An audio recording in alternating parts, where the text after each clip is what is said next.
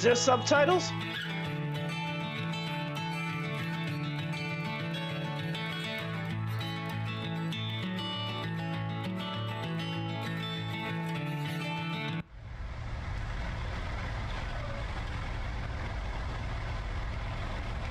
Hey kid, wake up.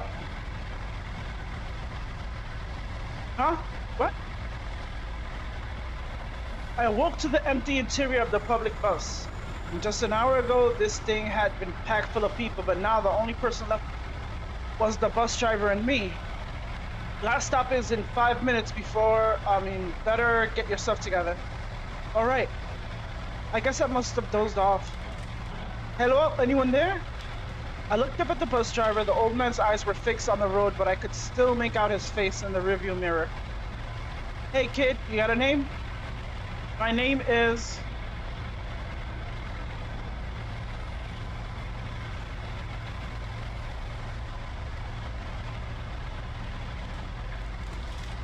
It's, Shackled.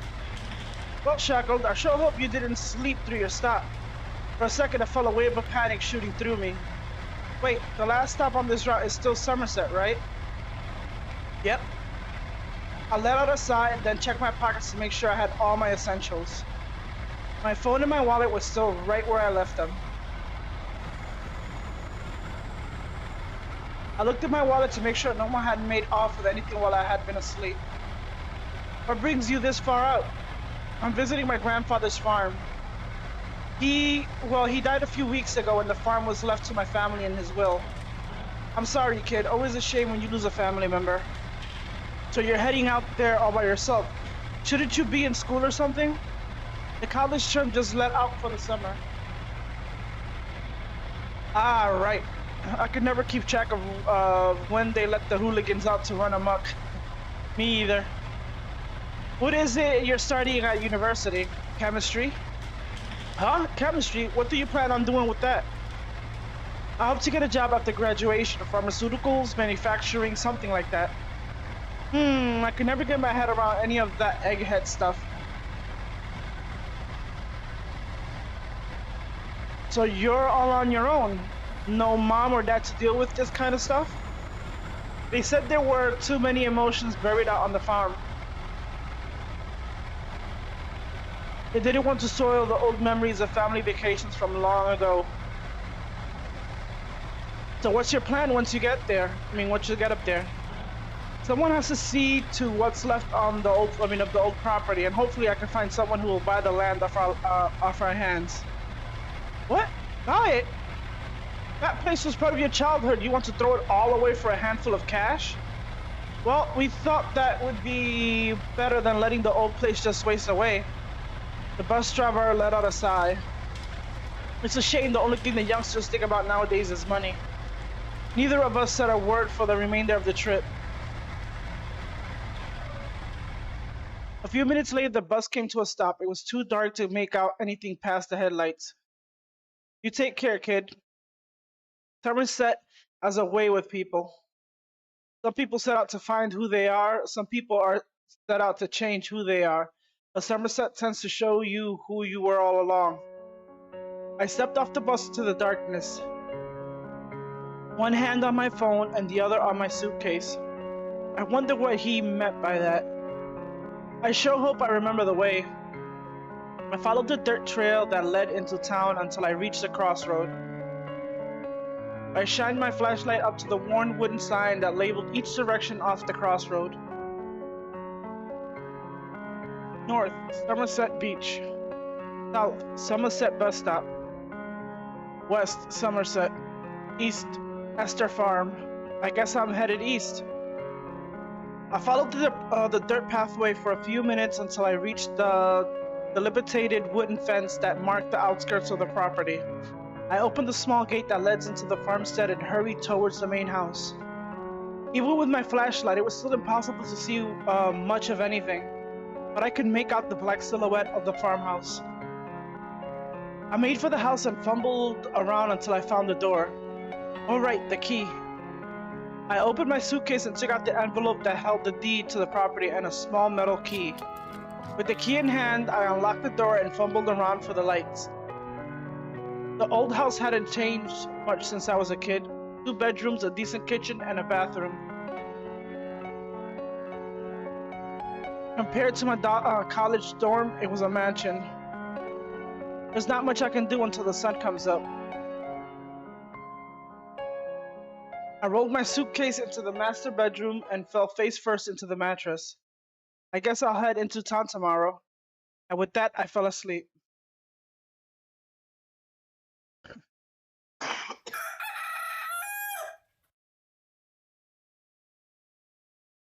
Is that? Huh? Someone's at the door. I let out a long yawn and climbed out of bed.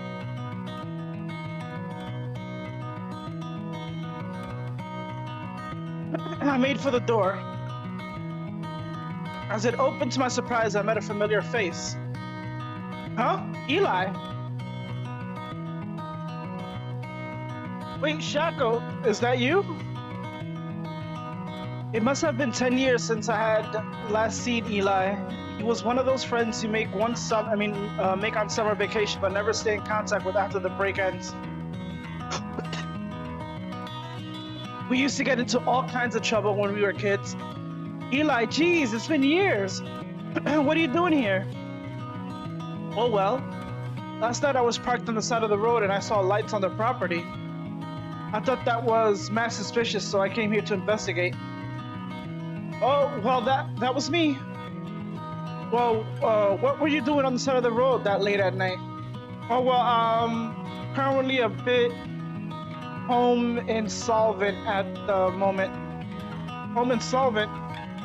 Are you saying you're homeless?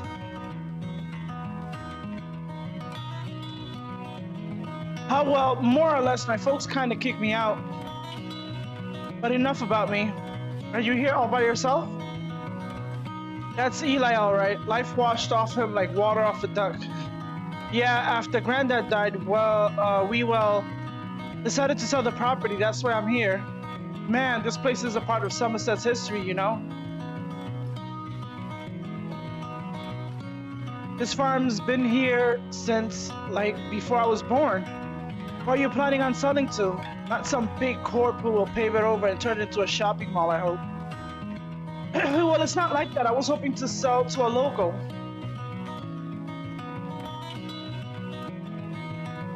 Ah, I knew you were a good guy. Say, how long are you in town for? Oh, all of the summer, probably. That's perfect. Perfect? Yeah, you see, I was actually talking to your granddad about renting out the garage to me. Before my granddad was going to rent you living space? Hey man, I'm good for it, and apparently the old guy needed the cash. Granddad had money issues? That's news to me. So what do you say? I can pay you up front for the 3 months you'll be staying here. I don't know. Eli has always been a troublemaker. Come on, man. I can see you mulling over in that big head of yours for old time's sake. Cash up front? Okay. Wait, really?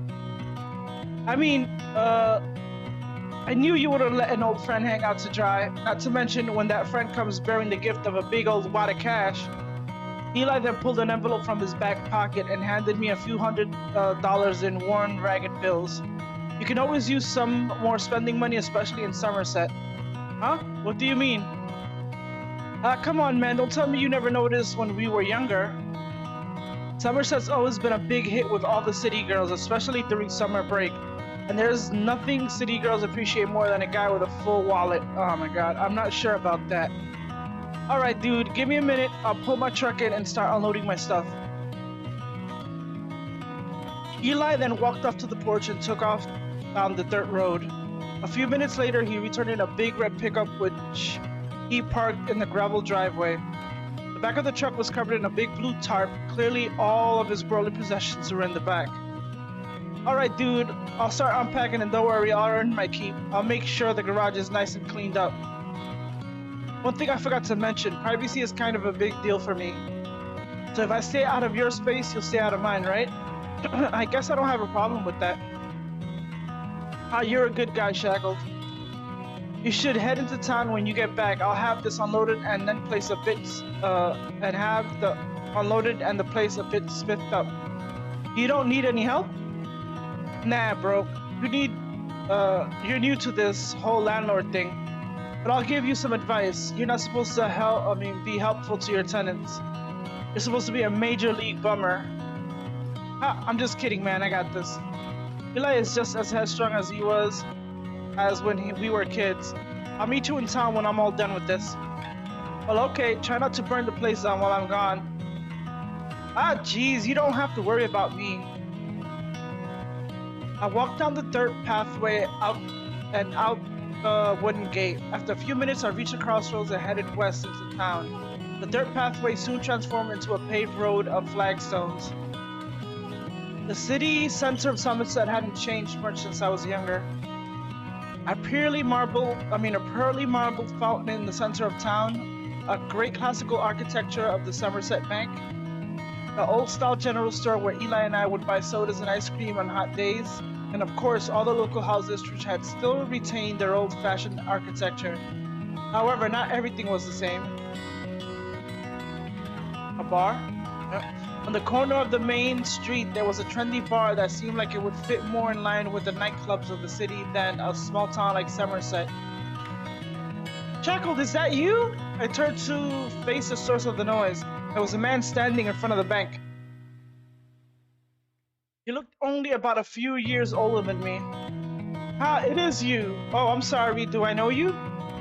I suppose you were too young to remember me, but I remember your family well, especially your grandfather. When I was a teenager, I used to work for him, helping on the farm during harvest season. You knew my grandfather well. You knew my grandfather well? Yes. It was a shame, really, to lose such an icon of our community. Your grandfather was as much part of our town as the bank or the beach or the old general store. So are you back in Somerset to settle his affairs? I nodded my head. So what do you plan to do about his debts? What? Debts? Oh, I guess you didn't know about that. Your grandfather owed a substantial amount of money to the bank, and unfortunately, due to the nature of the loans, the collateral will fall upon his next of kin, you and your family. What? Collateral? How? How much did he owe you? Well, I didn't handle his account personally, so I don't know the exact figure, but yes? Well, word does tend to travel in a small town like Somerset. Last I heard, it was close to $100,000. Jesus, Grandpa. What? $100,000? There's no way we can pay that off. I'm sorry to say that any overlap will result in the bank seizing any remaining assets to make up the loss in income. Wait, are you saying the bank will take the farm? Well, that's where it gets more complicated. Your grandfather had 2 mortgages on his property, not associated with our bank, and the amount tied up in those agreements is actually greater than the value of the property. Wow. We'll actually lose money if we seize the property. So if we don't pay it back, the bank will be forced to seize other assets. Other assets? The property your family owns in the city. Our house? I couldn't believe my ears. How could all this have happened without us even knowing?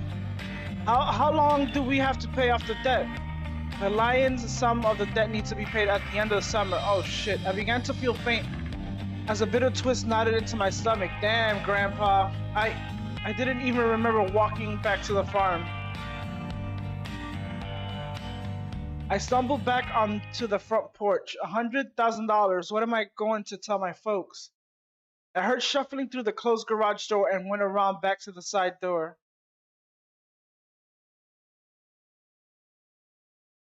Oh, you're back so soon. I thought we were gonna meet in town. Whoa, hey man, you okay? What's going on? You don't look so good. I just heard. What, man? What happened? My grandfather, he owns a ton of money to the bank. A ton? Like how much? $100,000? What? How did that even happen? Did he have like major league gambling issues or something? I don't know, but I gotta find a way to make the money. or the bank will seize everything. Can't you just sell the farm like you planned? Apparently, Granddad had 2 mortgages on this place. No one in their right mind would buy this place. How long do you have? The end of summer?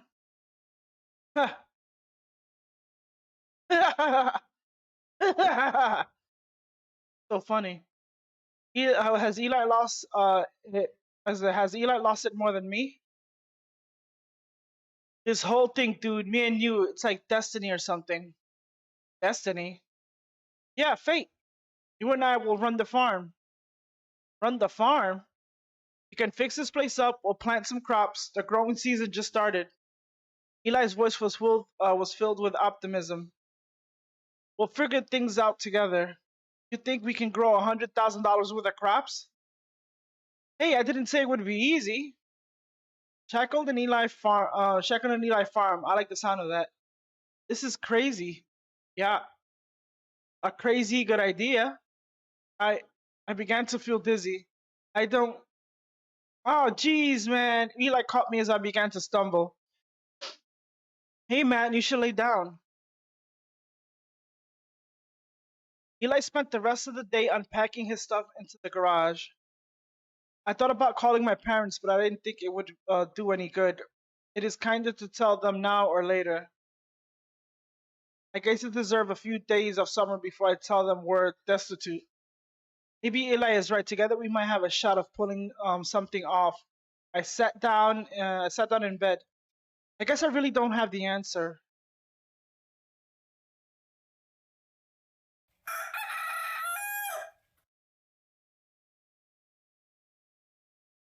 Is it morning already? I guess I better find Eli.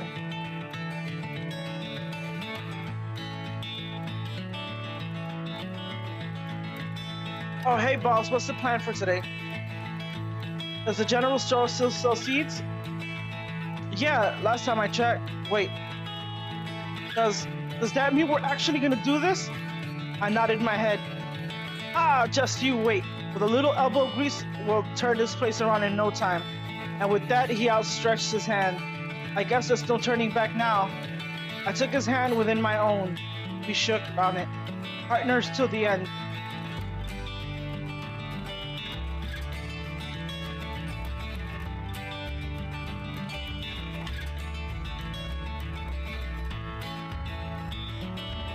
A warmer shade of summer.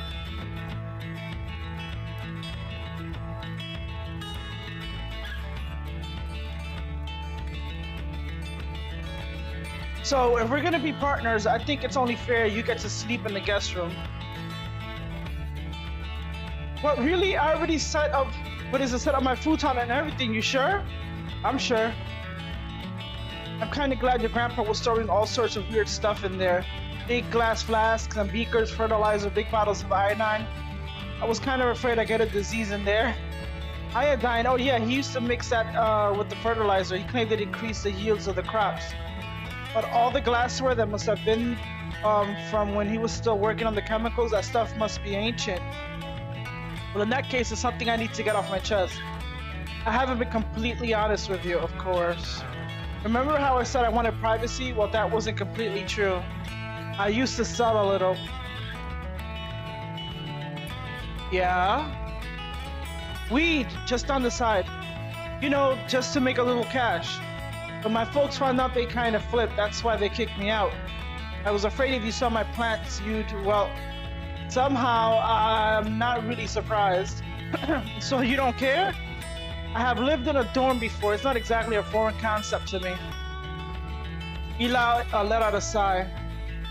That's a relief. You never know when someone might have a stick up their rear about that stuff, you know? But hey, you never told me you went to college. What did you study? Chemistry. I'm not actually done yet, but I was studying chemistry. Dude, that's perfect! You can use your Major League Brainiac skills to grow like super crops that will sell for twice as much. I didn't have the heart to tell Eli I didn't think my skill would translate to farming that easily. So your Gramps was a chemist too. Is that why you went to study it? I guess I never thought about it like that. Maybe he used to tell me all about the stuff he would manufacture at the old plant. Geez, that place shut down like a few decades ago. Your Gramps really was, well, like Gramps. So how would we start? How should we start? I guess I need to head into town and buy some seeds. Then I'll scope out the property and start clearing out a patch of dirt for us to grow on. I nodded my head and left Eli to his work, before starting down the dirt path to town. As I arrived into town, the streets were desolate. I guess it's too early for anyone else to be awake. I headed towards the general store and the door opened with a satisfying ring from a small bell attached to the top. The general store had everything a person in a small town could need. From food and drink to cleaning products and toiletries, candies, pastries, and there was a little something for everyone. I spotted the small rack that held a variety of garden seeds. I wonder what my granddad even grew. More importantly, I wonder who he sold it to. Can I help you find anything? Wait, Shackled, is that you?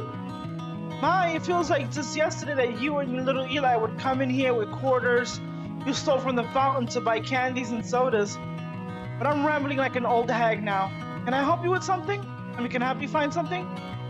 Did my grandfather buy seeds from you? Oh yes, and I would always buy his summer watermelons. They were always our most popular product this time of year. There should be some on the shelf in the back. Thank you. I turned to find the rack of seeds and began to browse through the various selection, and turned to the sound of the door opening. A woman walked in and strolled past me without a passing glance, turning down the aisle. Oh, Lyra, back again so soon? Lyra. I turned to look at her. I almost didn't recognize her. She turned to face me and I looked back at the packets of seeds, pretending to read the panel. I don't think she recognized me. Then I remembered the last time I saw her, and the wave of guilt rolled over me. I wonder if I pulled as many watermelon seeds off the rack as were available and head for the counter. Lyra was already checking out her items. She turned to face me. Do I? Wait. Shackled, is that you? Lyra, it's been 10 years. I don't think I've seen you since I was a kid. Must be, so what are you doing back in Somerset? You know, just getting away from it all for a few weeks. My job can be stressful. It's nice to have a little time to oneself. I nodded my head. And you? I heard about your granddad. He was a good man. I assume you're here to settle his affairs? Yeah. All by yourself? Too many memories for folks. She glared at the cumbersome pile of seeds in my arms. And now? I never took you for a farmer. I'm actually a chemistry student, but I'm trying out a new hobby. The clerk cleared her throat and Lyra turned and paid with a few bills. Lyra picked up her items and slipped them into her purse. It was nice to see you again. She hurried for the door almost a little too quickly, and with that sound, she was gone. The clerk cleared her throat again. Oh, sorry. The old lady calculated the price by hand with a small pencil and notebook. I paid her with a few of the ragged bills Eli had given me and picked up the bag of seeds. Have a nice day. This is gonna involve a lot of reading. I made my way back to the farm to find Eli hard at work, hoe in hand as he continued to dig at the earth. Hey man, you got the seeds? I nodded my head. Cool, I dug out the garage and found your granddad's old tools. He handed me a shovel. Let's get working.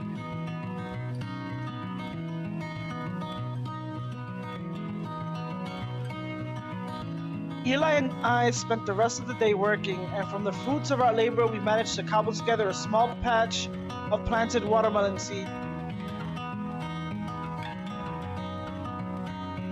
Man, I'm pooped. Who would have thought that farming would be so manual? They call it manual labor. I'll see you in the morning. We had another big day ahead of us, unless you got machines. Eli Eli and I parted ways to our own separate rooms. I fell face first into bed. What a day. My legs ached and my hands were covered in newly earned blisters. Lyra, I wonder. I couldn't keep my eyes open.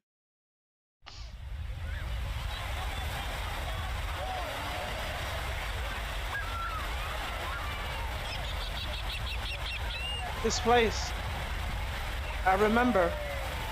Young Lyra, hey Shackle, can I play with you guys? No, get away, we don't play with stupid girls. Come on, let's get out of here. But she never did leave us alone. Now that I think of it, I don't think she had any friends back in those days. Hey Shackled, I got you this. I remember she was blushing when she handed them to me. One was strawberry, the other was vanilla. Haha, your girlfriend bought you ice cream. Shut up, she's not my girlfriend. I remember I blushed too. I can totally see it in your face, you like her. Shut up, I do not. I remember picking up the sand. I bet you want to kiss her and everything. I remember her running away crying. He threw sand at her, asshole. Shackle, did you throw a sand at Lyra's face today at the beach? No, who told you that? Her mother called and said she came home crying. Whatever, she's just a dumb girl. It's not my fault. She's a big crybaby. Shackle, are you going to apologize to her the instant you see her? I never did see her again after that. Not until today. Did I really never apologize?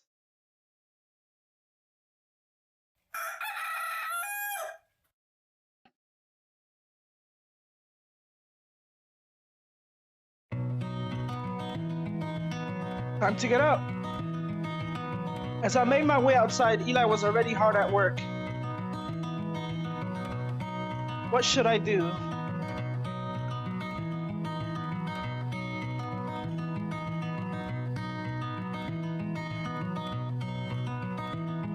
I spent the next hour pulling out the various weeds that seemed to spring endlessly in every direction. Eli and I had just weeded this area yesterday, but in no time at all, a new layer of dandelions, white clovers, and chickweeds had begun to populate the small watermelon patch.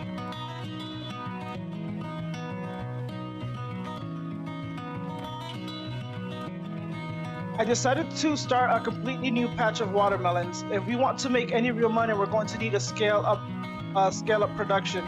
I started by clearing out the larger shrubs and a few head-sized rocks.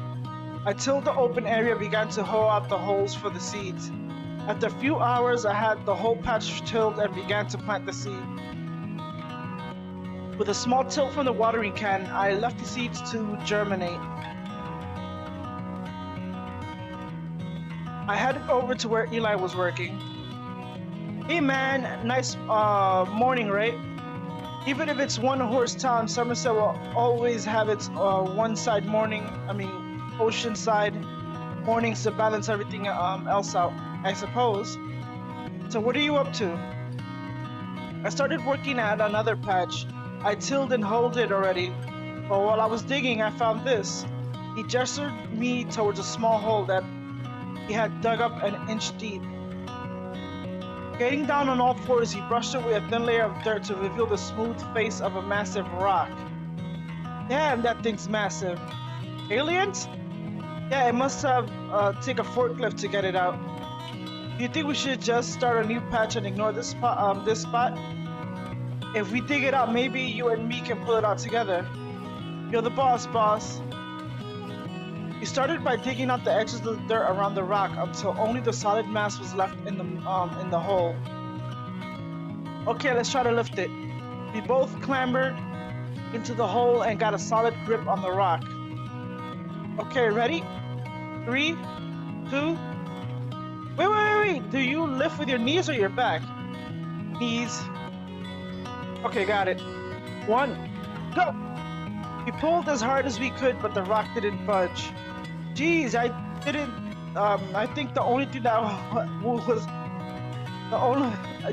think the only thing that moved was a disc in my back. There's gotta be a better way. Can't you use like mad chemistry skills to build a bomb or something to blow it up? I think a few of the locals might take issue with that. But you're saying you can build a bomb? I thought it was better not to answer that question. I've got a better idea.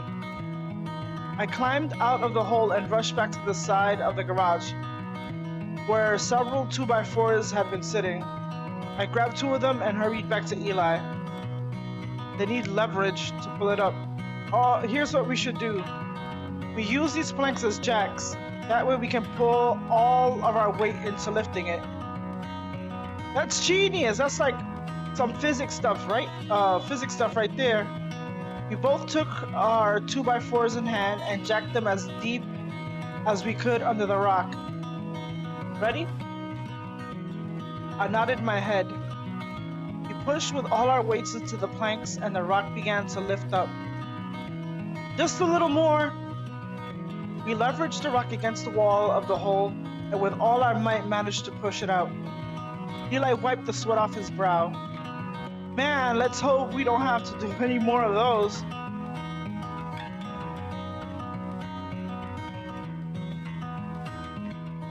That's enough work for one day. After another day of back-breaking work, Eli and I turned in for the day. It's gonna be another hard day of work tomorrow. Let's turn in early.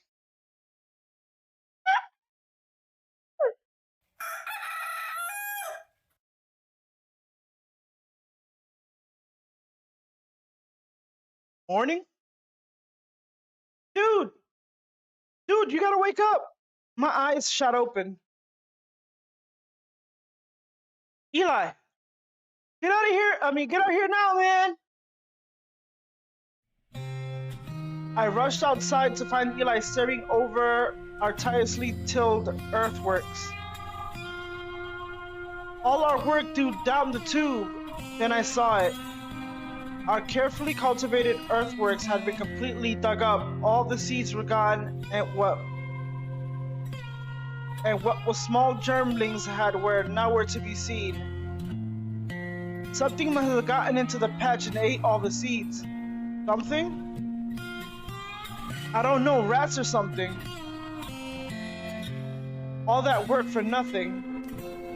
It was like the only 2 days of honest labor I ever did, and all for nothing. We have to start over. Start over? Come on, man. I think it's time we called it. We were never gonna sell 100 grand in melons before the end of summer. We can't just do nothing. Eli let out a sigh. I guess you're right. He picked up his tools and got back to work. I guess I'll have to go back in town and get more seeds. I made my way back into Somerset and towards the general store. I pushed the front door open. Back so soon! I feigned a half smile. Just need a few more things. I began to look through the rack of seeds, maybe a different type.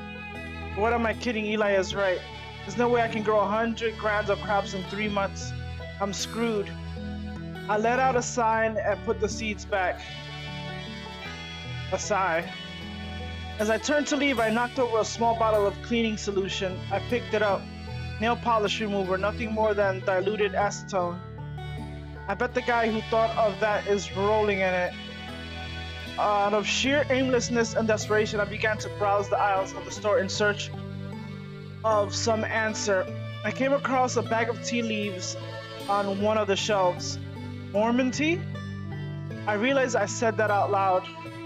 Something wrong? Oh, nothing. I think I've heard of this stuff. Oh yeah, it's very popular with some of the locals. They grow it at a local farm a few miles up the road. Well, some of the locals don't like to drink coffee, so they drink this stuff instead. I read about it in a textbook. It's from a plant, a shrub. Ephedra distachya, I think it's called. It has ephedrine. Oh, INE, so it's kind of like a drug. What? It's a natural stimulant that is used to put in all sorts of stuff. Workout powder, energy drinks. Until it was used Then I got an idea. A very, very bad idea. $100,000 in 3 months?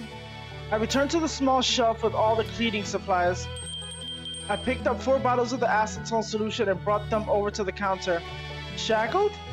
I jumped at the sound of her voice while I thought someone had already caught on to what I was thinking. Oh, Lyra, hey. You okay? Yeah, just a busy day ahead of me. Hey, so sorry about running off on you the other day. I was just a little surprised to see you, that's all. Yeah, me too. So listen, I was thinking maybe we should hang out sometime, catch up on the lost years. You got a phone, right? Before I could respond, Lyra had retrieved her own cell phone from her purse and handed it over to me to enter my number. I answered it with a few clicks before handing it back to her.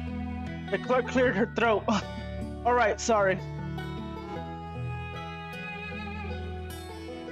Damn, I placed the bottle on the counter and pulled out my wallet, placing some more of the ragged bills on the counter. It must be lonely on that farm all by yourself. Actually, you remember Eli. How could I forget? We're actually sorta roommates right now. You two under the same roof, you're liable to burn the place down. She began to eye the bottles of acetone I was buying. Have you given up on farming so quickly? The half-truth spilled from my mouth before I even realized I was saying it. We use it to clean all the machinery on the farm, tractors, engines, motors, that kind of stuff. I guess you really are a chemist, or maybe just a really good janitor. I picked up the bag and held my items.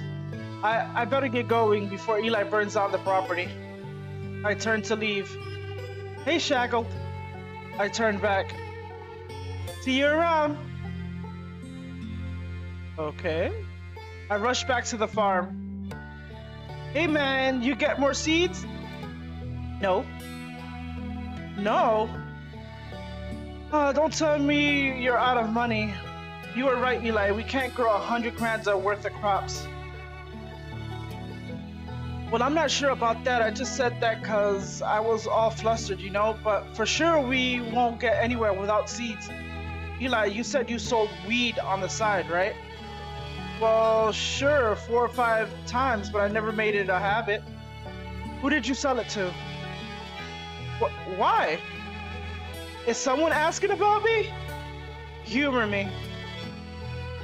Just like a guy I knew, he was a friend of a friend from high school. What was your biggest score? Listen, man, there's no way we can grow pot out here without someone noticing. Just answer the question. Like a few grand once, but took me a month to grow that amount from my little shrubs. Did he buy more than just weed? What, why? Come on, man, work with me.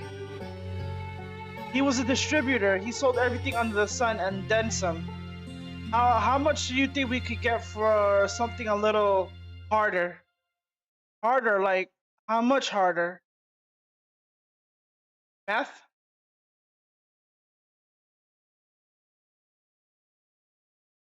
Oh, that's a harder. That's what that comes to mind. Methamphetamine.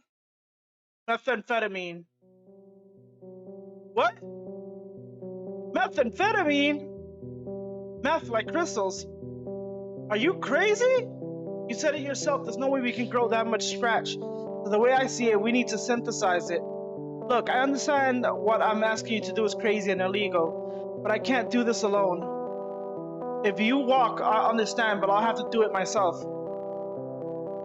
This is my last resort.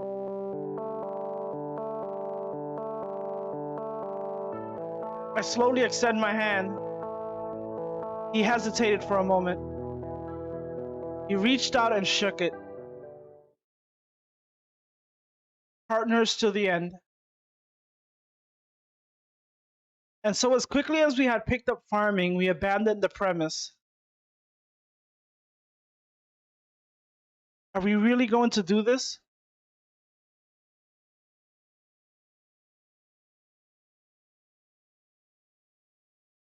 Wait, what happened to the chicken? This is crazy.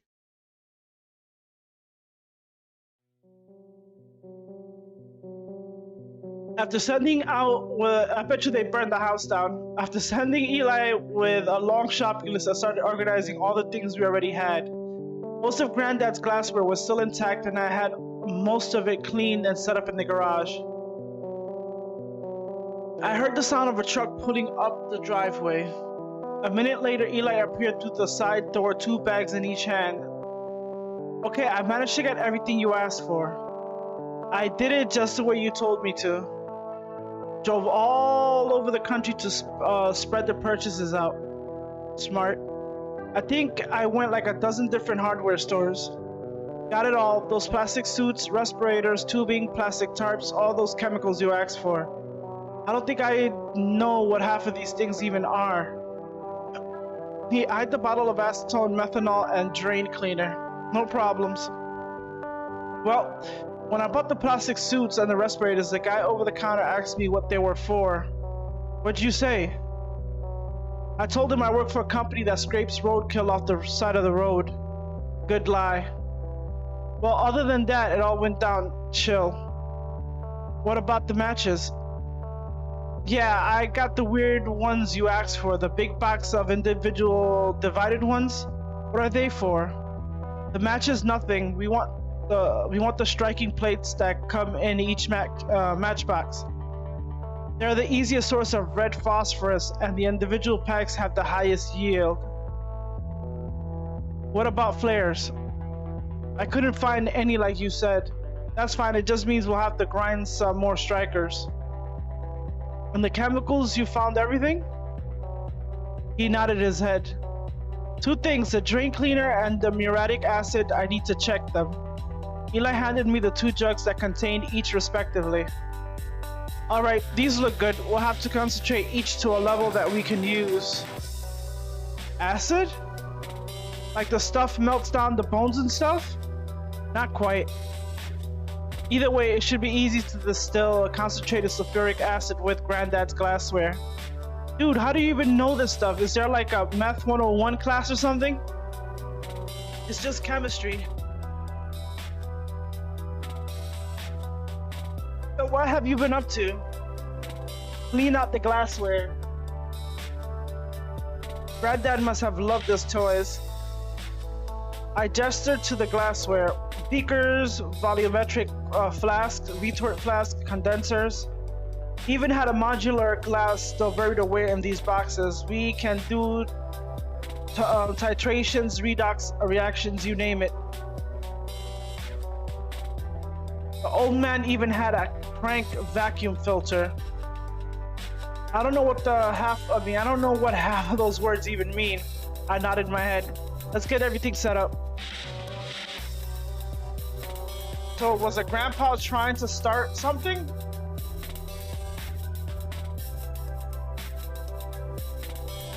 So did you call your guy?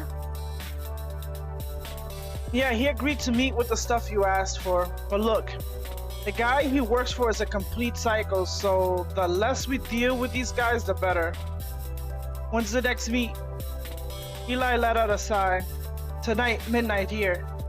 Here? It's not like we're gonna be interrupted as far as they know. This is just some dead farmers rotting property. Sorry, I didn't mean it like this. It's just, we were interrupted by the sound of a phone ringing. I took my phone out of my pocket and opened it.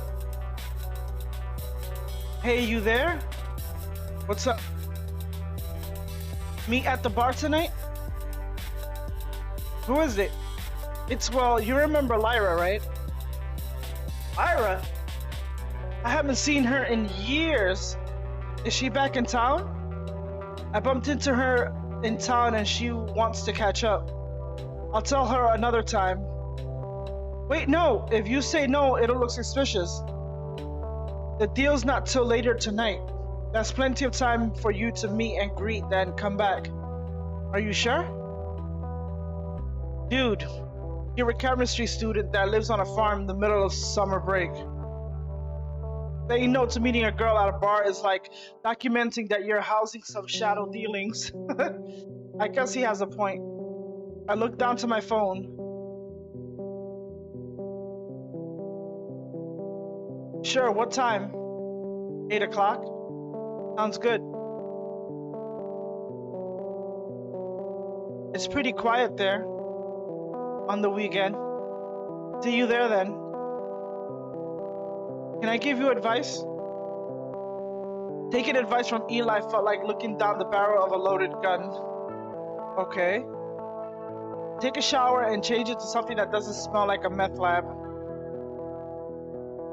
I took Eli's advice to heart before changing into some formal clothes. With half an hour to spare, I started to walk towards Somerset. When I arrived back in town, the streets had almost completely emptied with the setting sun.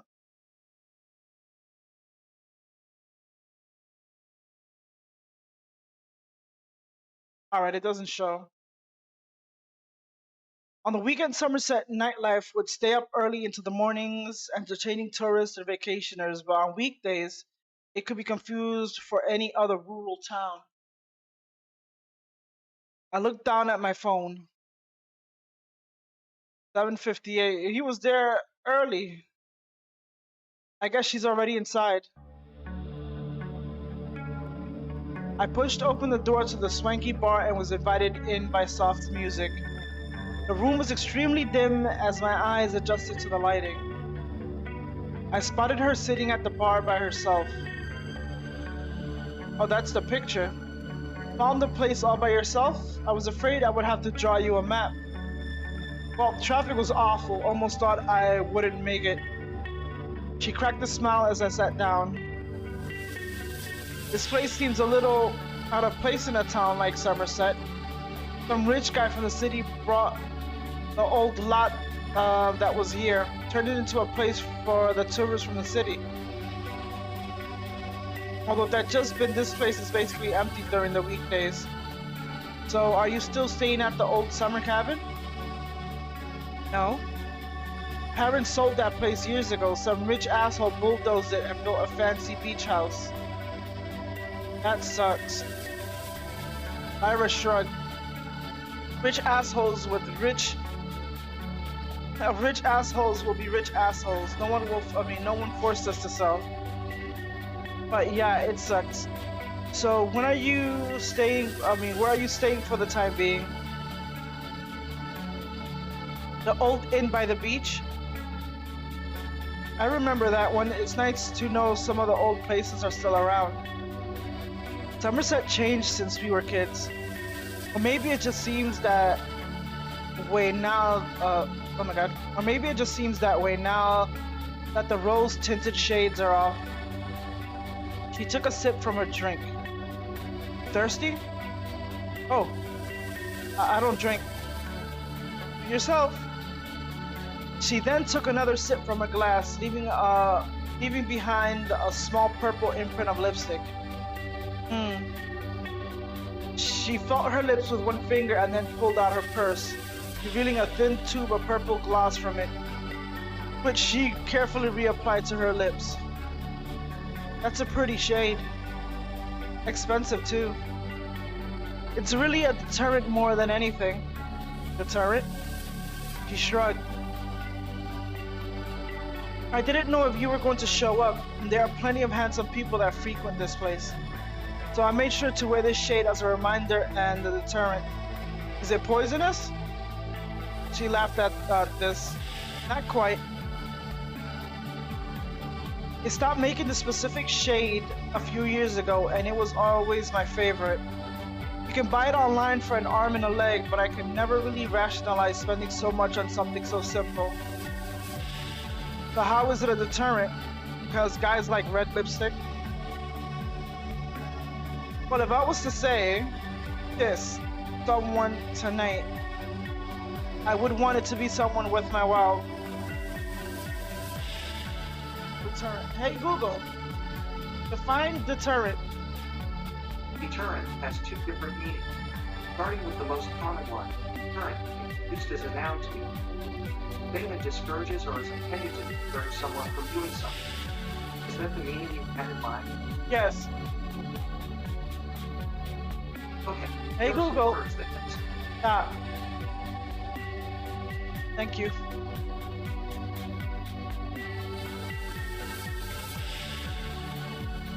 I would want it to be someone with my time. Otherwise, I would have sold such a fine tube for nothing. She cracked a smile and took another sip from her drink. So how many years has it been? Close to 10 now, I think. All those summers seem so far away now, like a dream that was never real. So what have you been doing for all these years? Not much. Posted through high school, went to university to study chemistry. Can't say I've spent much time doing anything exciting. You? You never actually said what you do for your job. My job? She paused for a moment. Requires me to work with people? I guess you can say I'm not exactly a people person. So why do you stick with it? She seemed to compose herself for a moment. It's just sometimes I feel like I'm a broken clock. In a way, we all are. We all have that one thing that makes us whole, that one thing can do better than anyone else, and I still haven't found it. And when we get to do that one singular thing, that's when we get to tick right twice a day. But you don't like people? People can be cruel. At some point, you get tired of being hurt. There's a moment of silence as she broke eye contact with me. I have a way with people. A way of seeing the worst in them. It's a gift and a flaw. I can never see something as wholly good or woolly good. I think the W is silent. As woolly good without nagging in the back of my mind. Nagging? Like a parasite that gnaws away, looking for the one simple human truth that I always found to be true. Which is that there can't be good without bad. That all sounds intense. I guess it's a lonely outlook on the world, but it's not all bad though. When you expect the worst in people, you'll never be disappointed in them. I've heard that before. Then seemed to recoil at her own words.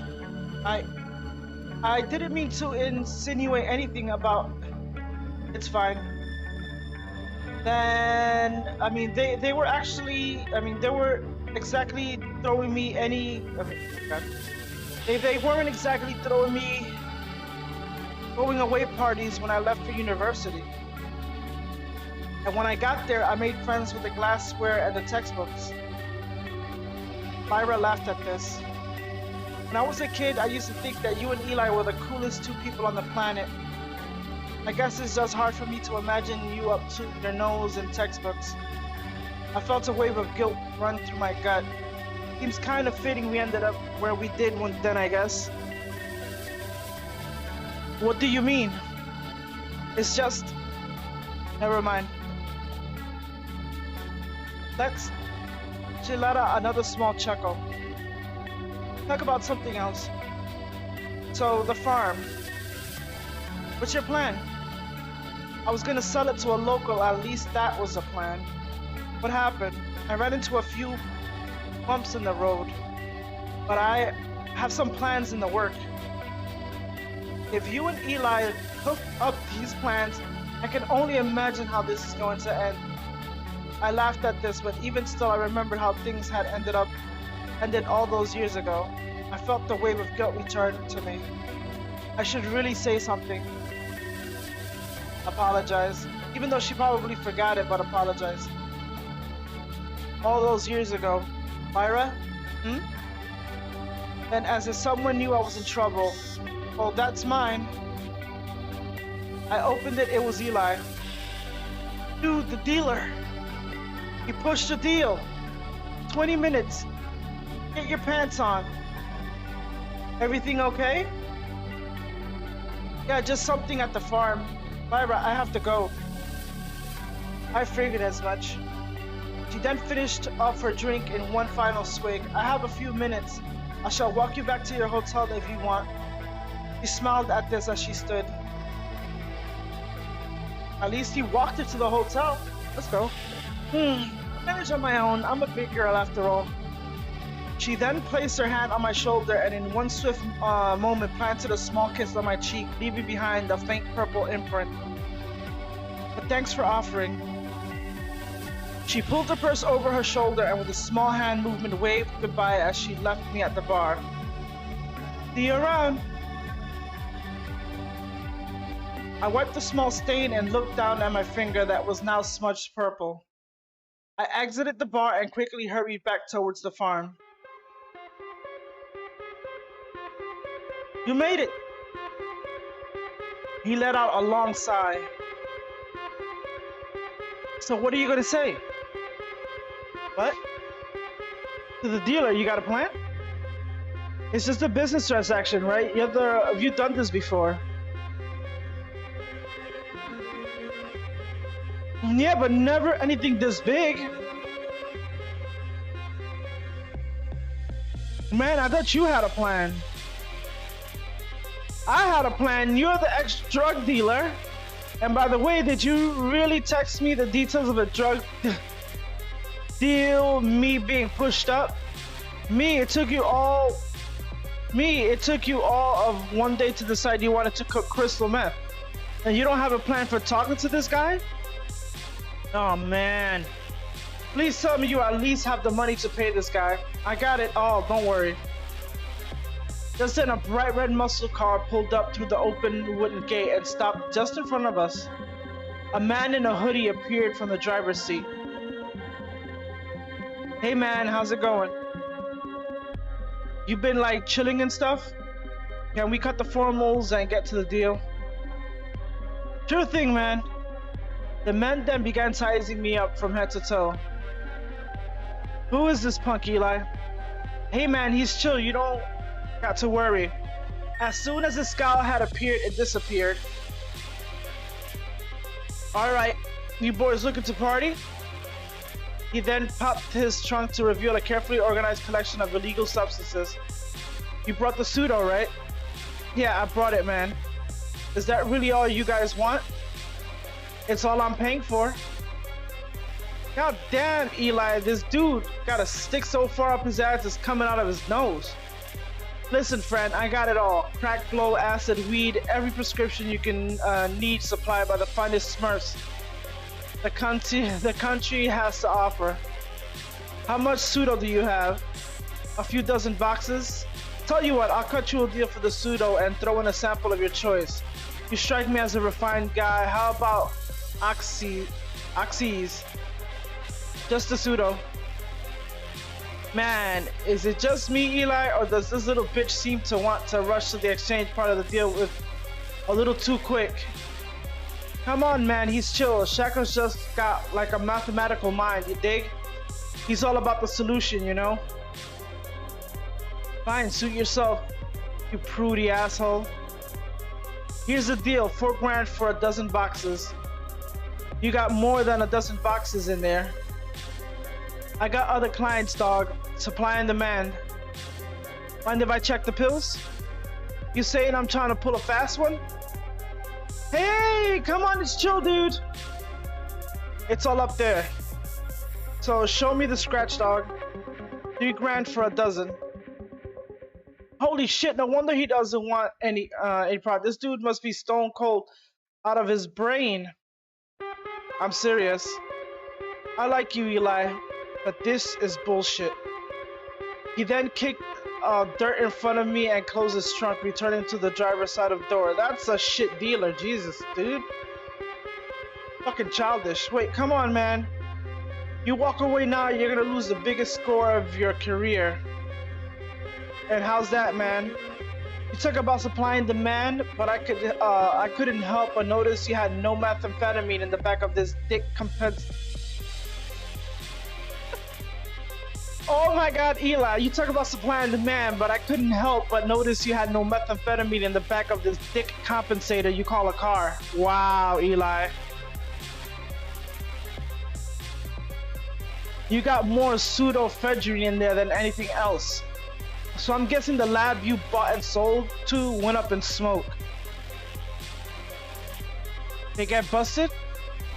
The dealer scoffed. The two Jibs head I brought from blew themselves up on the interstate driving around an RV that were cooking shaken bacon. $2,000? For all that pseudos? The dealer opened his mouth to laugh. And you came back next week with $30,000 and I'll have a pound of chemically pure product. No crap, no filler, no cuts, all profit. You got balls. 25, 30.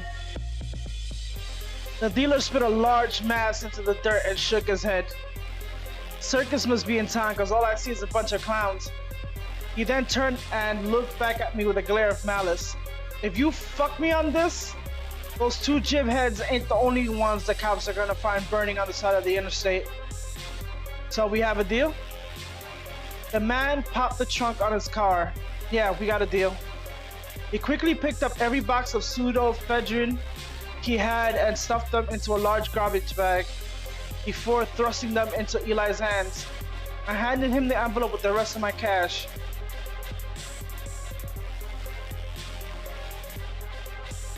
You got 3 days. Do not fuck me. And with the slam of this door, he drove off in the night. How did you know how much to ask for a pound of meth? I shrugged. I didn't.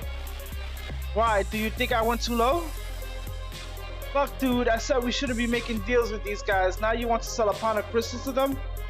As opposed to what? Selling it on the side of the street from a cardboard stand like in It's Lemonade?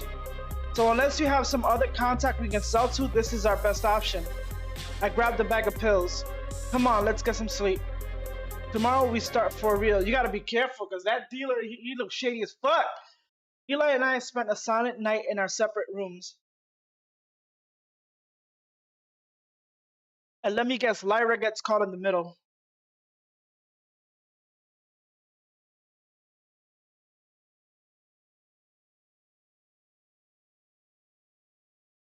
Are we gonna do this?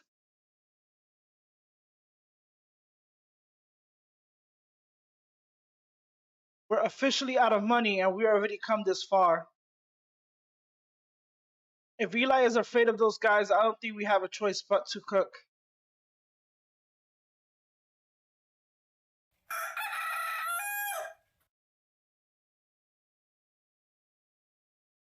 Day's the day. I made my way to the garage. Eli was already there. Hey man, so we're actually going to do this? I nodded my head.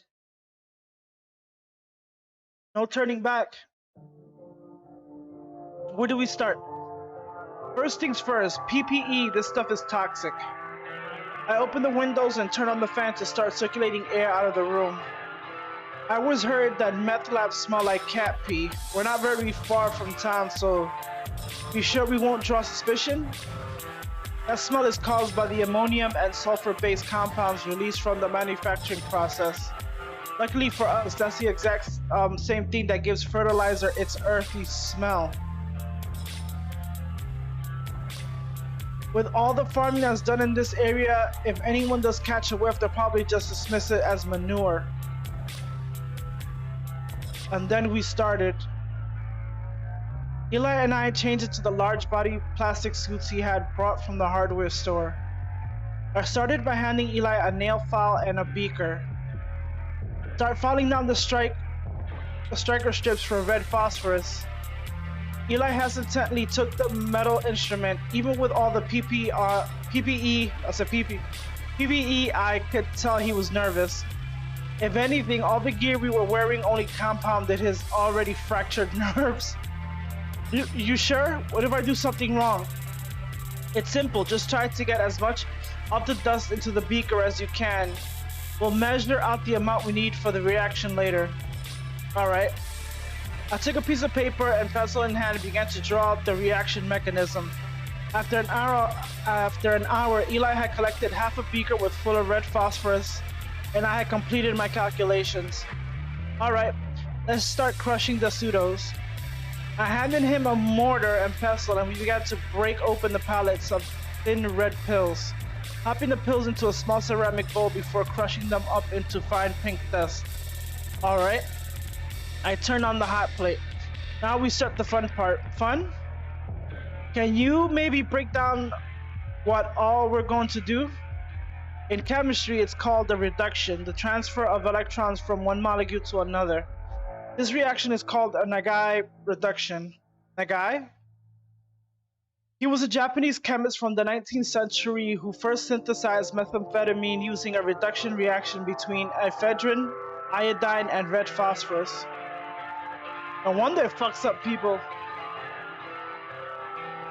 You know, you're saying a whole lot of words, but I don't think you're actually speaking English.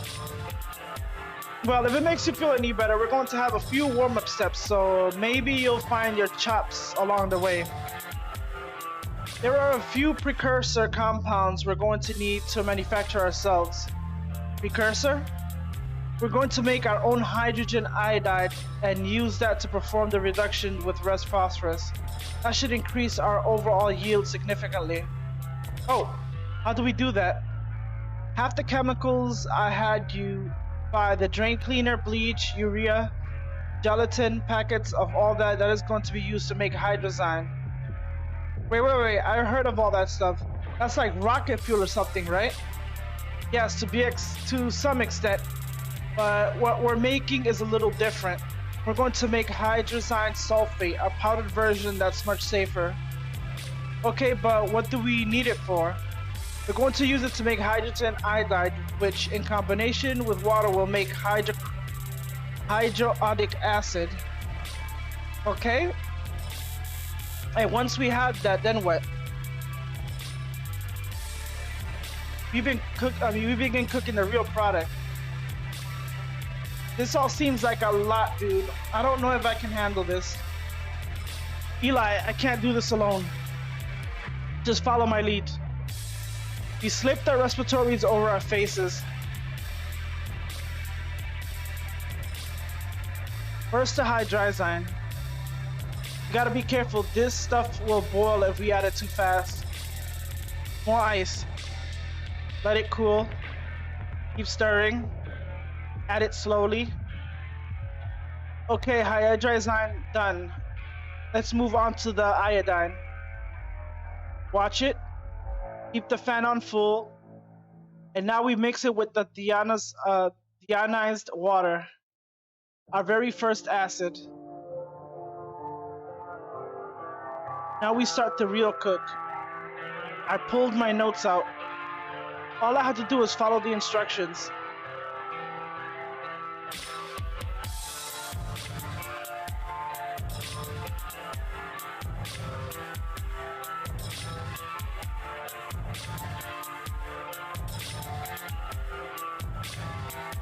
Oh my god.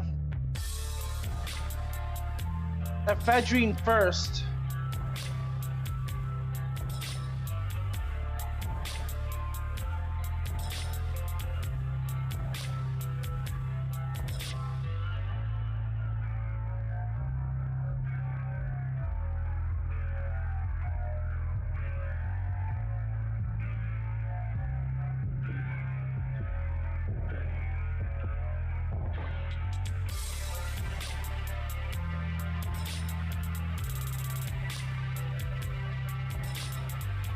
I think that worked.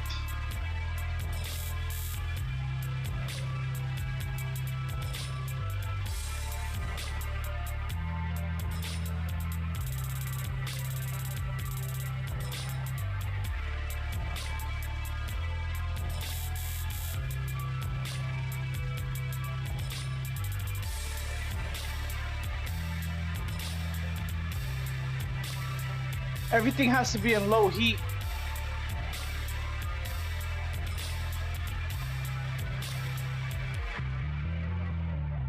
So far, so good.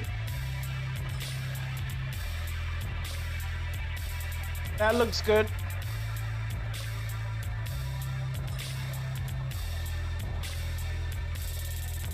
The final product. By the time we're done, I had completely lost track of time. It had taken all day to prepare the precursors and finish the cook, but as the final product solidified into its crystal form, I breathed a sigh of relief. I took my respirator off and Eli stood catatonic, not sure if he should follow into my footsteps. It's fine, all the fumes are long gone by now. We stripped off our PPE and stored them away before turning to our final product. So, how much do we have? I checked the consistency of the product. It had hardened and crystallized into its pure solid form. I guess we find out. I took a rubber mallet in hand and began to smash the crystalline product into manageable chunks. Hand me one of the bags. Eli passed me a clear plastic sandwich bag. I placed the bag on our new electronic scale and zeroed the weight before pulling it off and loading it up with our newly synthesized product. I placed it back on the scale and Eli and I watched with bated breath as the weight increased. 510.2991 grams. I said milligrams. Grams. Is that a lot? I paused as I did the math in my head. About 18 ounces. And is that a lot? That's about 1.1 pounds. So yes, I say we came out ahead in this time. Based on the amount of pseudo we used, that's about 92% yield by weight from our precursor ephedrine. And is that good? I turned and faced him. Yes. I bet you this dude is gonna sell me out.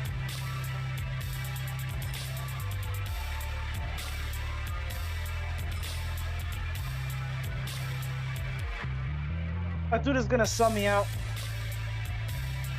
I laughed a little bit. I laughed a little. That's very good. He seemed to breathe a sigh of relief. And what about purity? You think they'll have any problems with it? I took a long look at one of the crystals. It was discolored or cloudy. It wasn't discolored or cloudy. Well, if we had some TLC plates and a pure sample of meth, I could give you a ballpark level. Or UV spectroscopy, that would also work, but... Get to the point, man! Is my guy gonna have any problems? I nodded my head, no. I was supposed to say I shook my head, no. Nodding is this. We did good, Eli. Jeez, that's a relief. Haha, man, I was afraid of what my guy would do if we showed up empty-handed. You did good today, Eli. Maybe I'll put this on my resume. I scoffed. Try technical experience in the production of organic compounds. If you had that on your CV, I'm sure you could get a real job. Seeing Eli crack a smile set my mind at ease. This whole thing was intense. Well, the next time we'll do even better, plus it should take less time since we synthesized all the precursors already. Next time, we haven't even sold one batch. I just mean you did good, Eli. You're a damn fine partner. Thanks. I'm exhausted, man. Yeah, let's get some sleep. Keep me in the loop about your guy and tell him we have the stuff ready. Sure thing, I think I'll go to the bar for a nightcap. After all this, I need a drink. Can I give you some advice? Sure, man. Take a shower and change into something that doesn't smell like a meth lab. Eli and I went our separate ways for the night.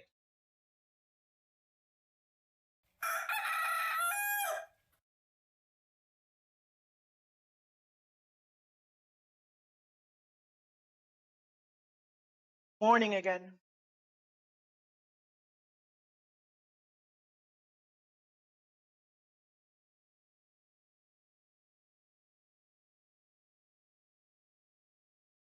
I wonder if Eli made it back okay. I got out of bed and headed down the hallway. Eli? I knocked on the door of his room and heard no response. I pushed the door open a crack.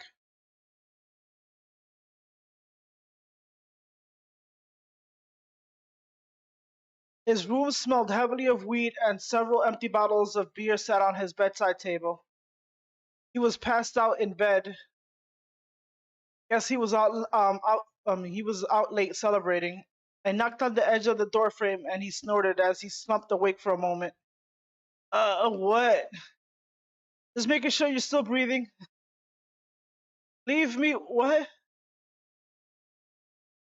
Oh, my head. I closed the door. I guess you've earned a day off. Then I heard it. I returned to my charging phone. Lyra? Hey, what's up? You busy? I was thinking, beach day? Sounds like fun. Got a new swimsuit. Been waiting to break it in. Sure, what time? 1? Oh shit. Eli, still obviously hungover, stumbled into the room. Dude, we got a problem. He held up his phone. I read the message in question. Last night, apparently, I called my guy. He thinks we're going to meet in an hour for the deal. What? Why would you do that? Dude, I was plastered out of my mind. I kinda overdid it, but you know it was a celebration. Listen, obviously this isn't ideal. Sober up. We'll meet up with him and do the deal. Okay.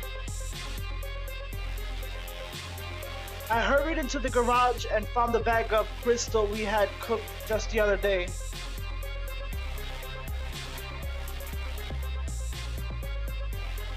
I picked it up and already could tell something was wrong.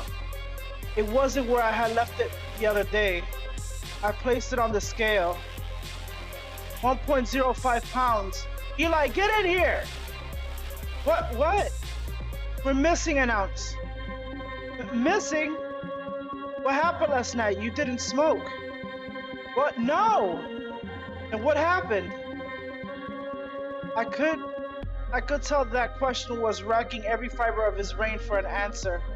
Oh God, I think I might have sold it to someone last night.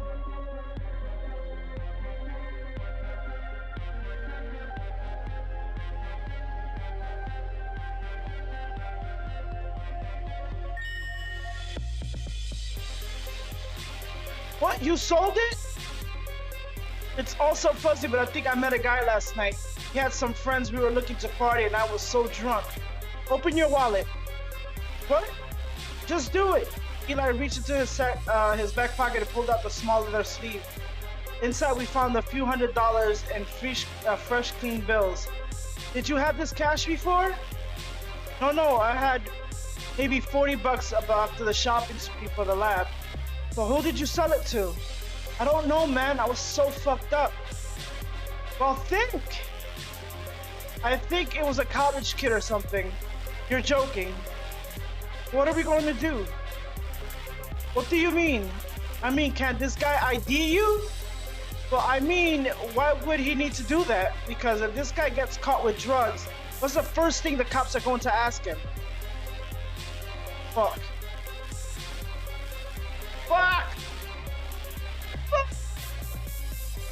Oh God, I think I'm going to puke.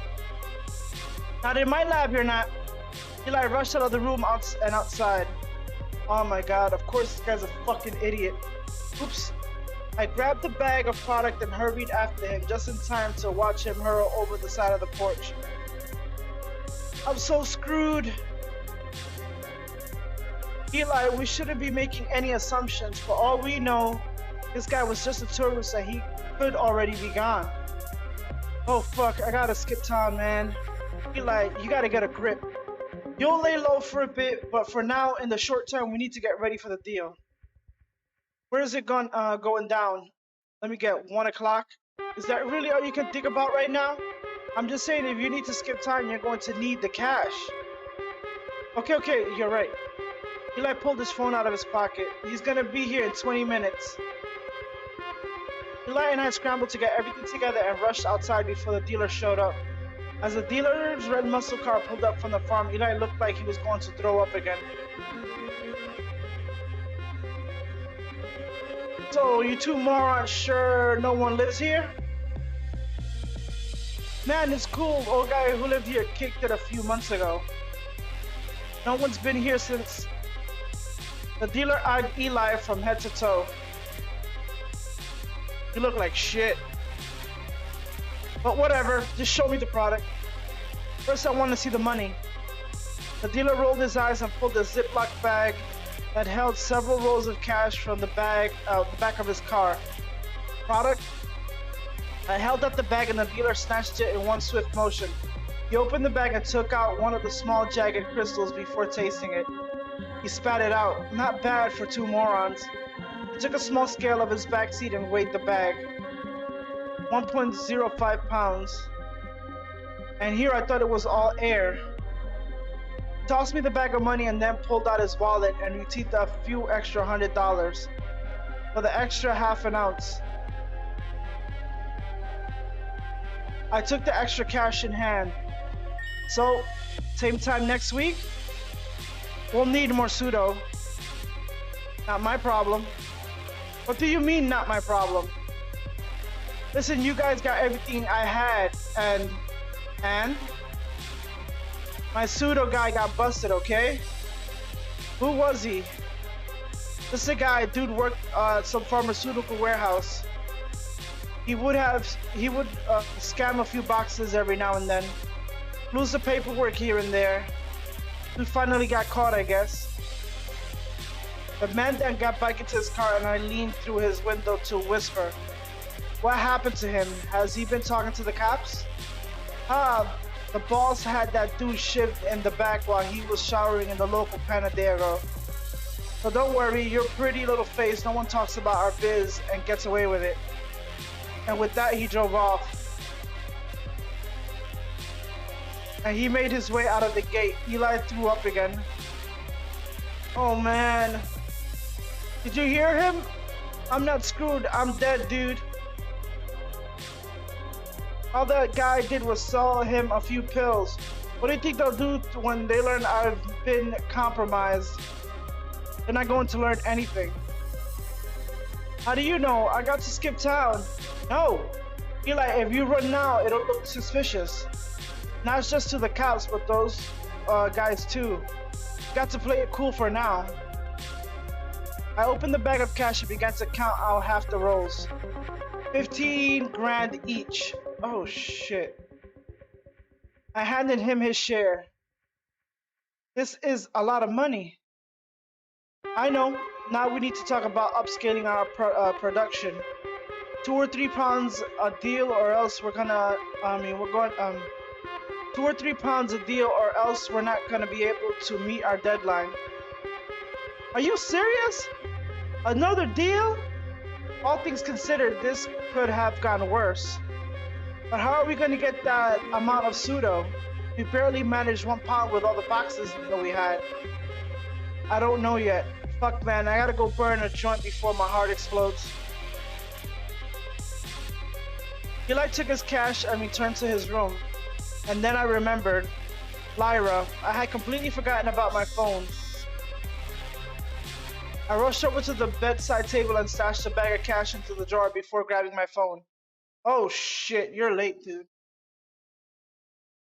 Fuck, I'm late. Hey, are you there? What's going on? Sorry, had a problem. Can we meet later? I'm in town right now. You should get here.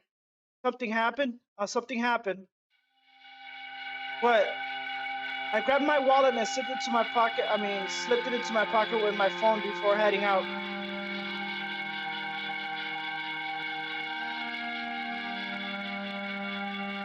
When I arrived in town, an aura of intensity had overtaken the whole city center. Then I noticed a small crowd. Oh, he OD'd? Something's not right. Then I saw it. A group of paramedics carrying a small body bag and a mortuary ambulance.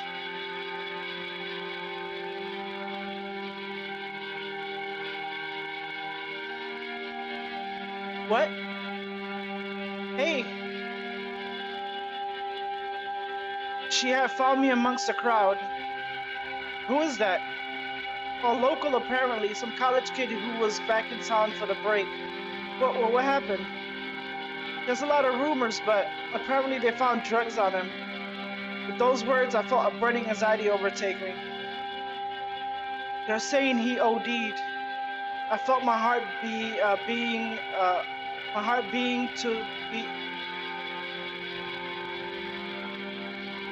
I felt my heart begin to beat out of control.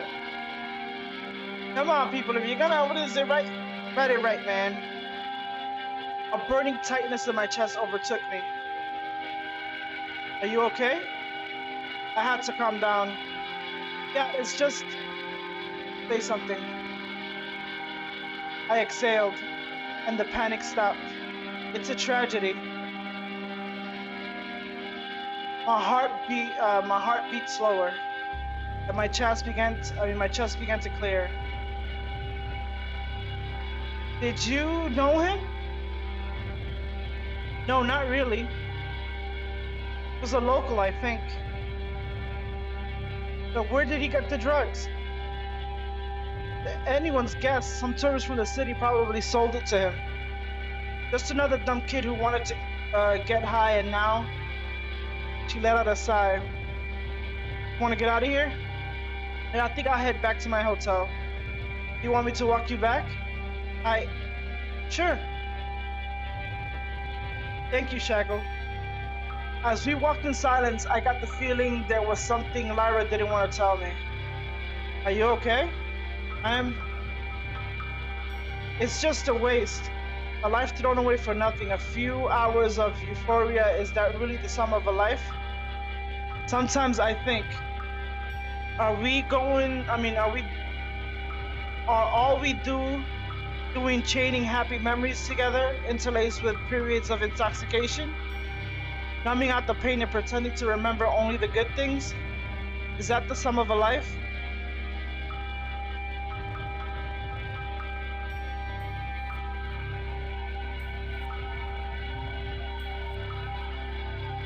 I thought it best to give her some space. That guy, he must have been the one Eli sold to last night. And if he's dead, no more loose ends. But didn't he say he had friends? And if I tell Eli, it could take all the weight off his shoulder. No, Eli's gonna panic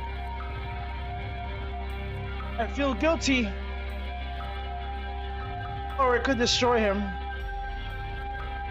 What do I do?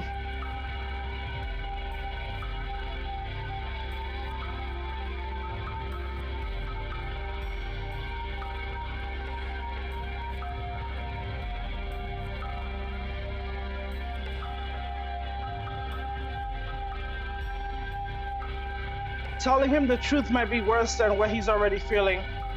It would be kinder to tell him nothing.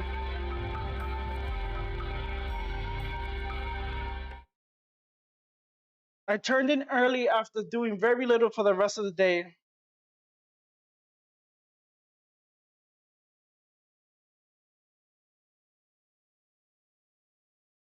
Morning. I rolled over and took my phone off the nightstand.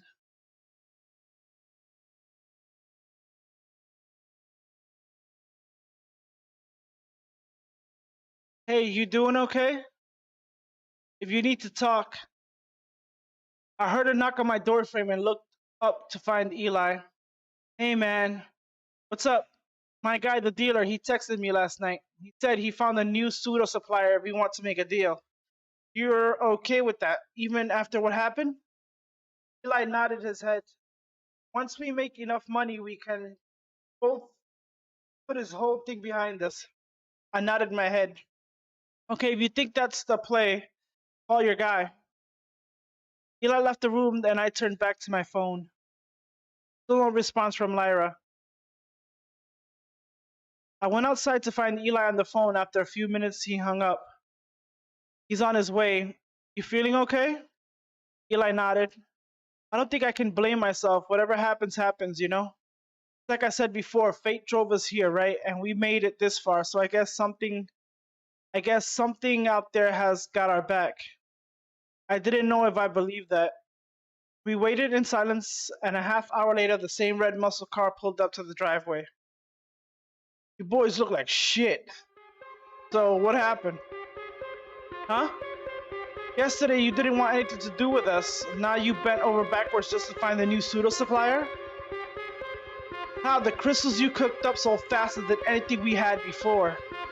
We turned a profit on that thing so quick it made the boss's head spin. So now we want more. I'll even up the price. The dealer then pulled a large bag of cash from his car. 100 grand for 3 pounds.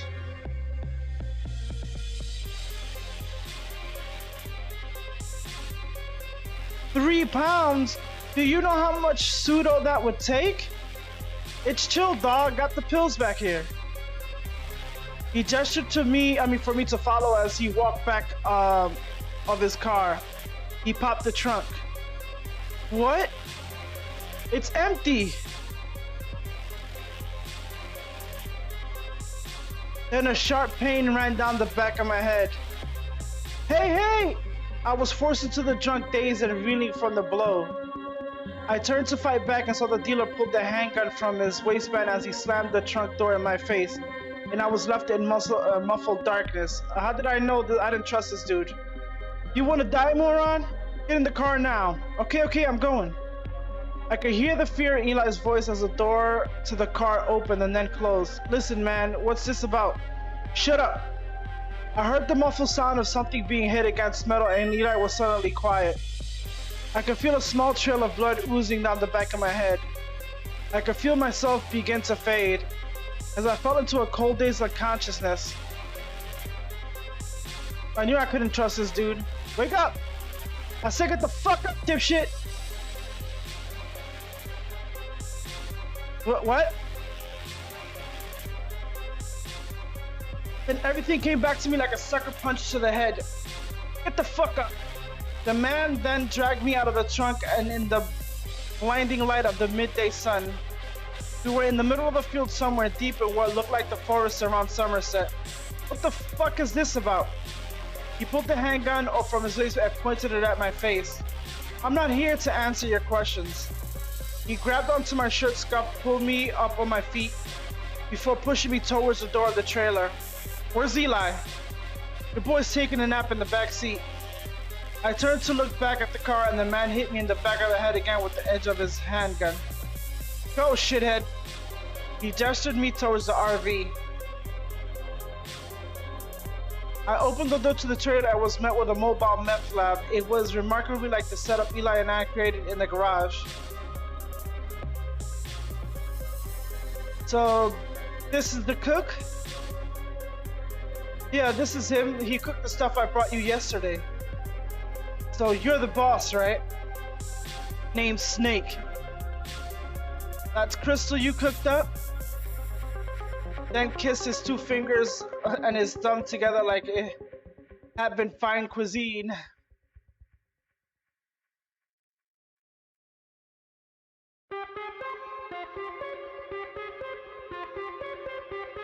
I fucking told you from the beginning, I didn't trust this fucking dude.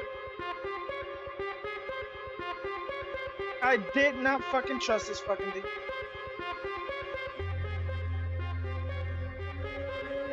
That shit was sold faster than any product we've ever made. It was clean, cool, and straight sent those Jibs heads all the way to the moon and back. You, my friend, are an artist. What is this about? My man over here tells me about the little operation you've been pulling out of that garage. You, my friend, are Michelangelo. Your work should be hanging in the Louvre. You should be working out of a penthouse suite of a 5-star hotel. Not scraping together pseudo from 2-bit gangsters like this dude. He again gestured at the dealer who brought me here. Or cooking in some dead old guy's garage. I got connections with the dude who can get us all the pseudo we need. Why would I do that? Because I asked you nicely. And what exactly do I get out of this deal exactly? Why? My friendship, of course. I wanted to see Eli. Snakes then let out a long sigh.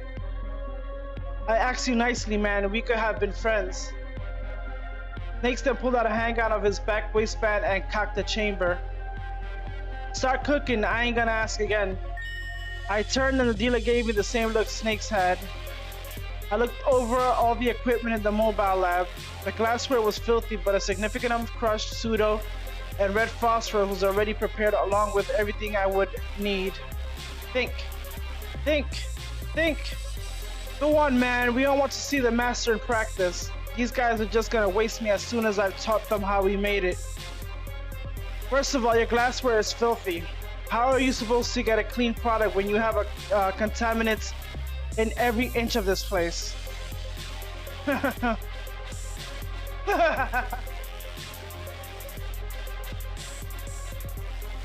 Smith, dude, do you think Jib's head gives crap where it comes from? Now get working. It's a wonder these morons haven't blown themselves up yet. Then I got an idea, a very bad idea.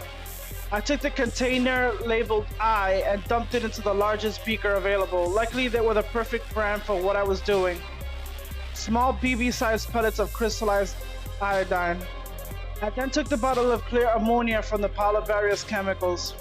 Let's hope these guys are as stupid as they look. I poured the ammonia into the container to its brim and waited for the action to take place. What are you doing? I've seen cooking before and this don't look like cooking. Fuck, think now. It's a part of our process. By mixing ammonia with iodine, we can purify the crystals.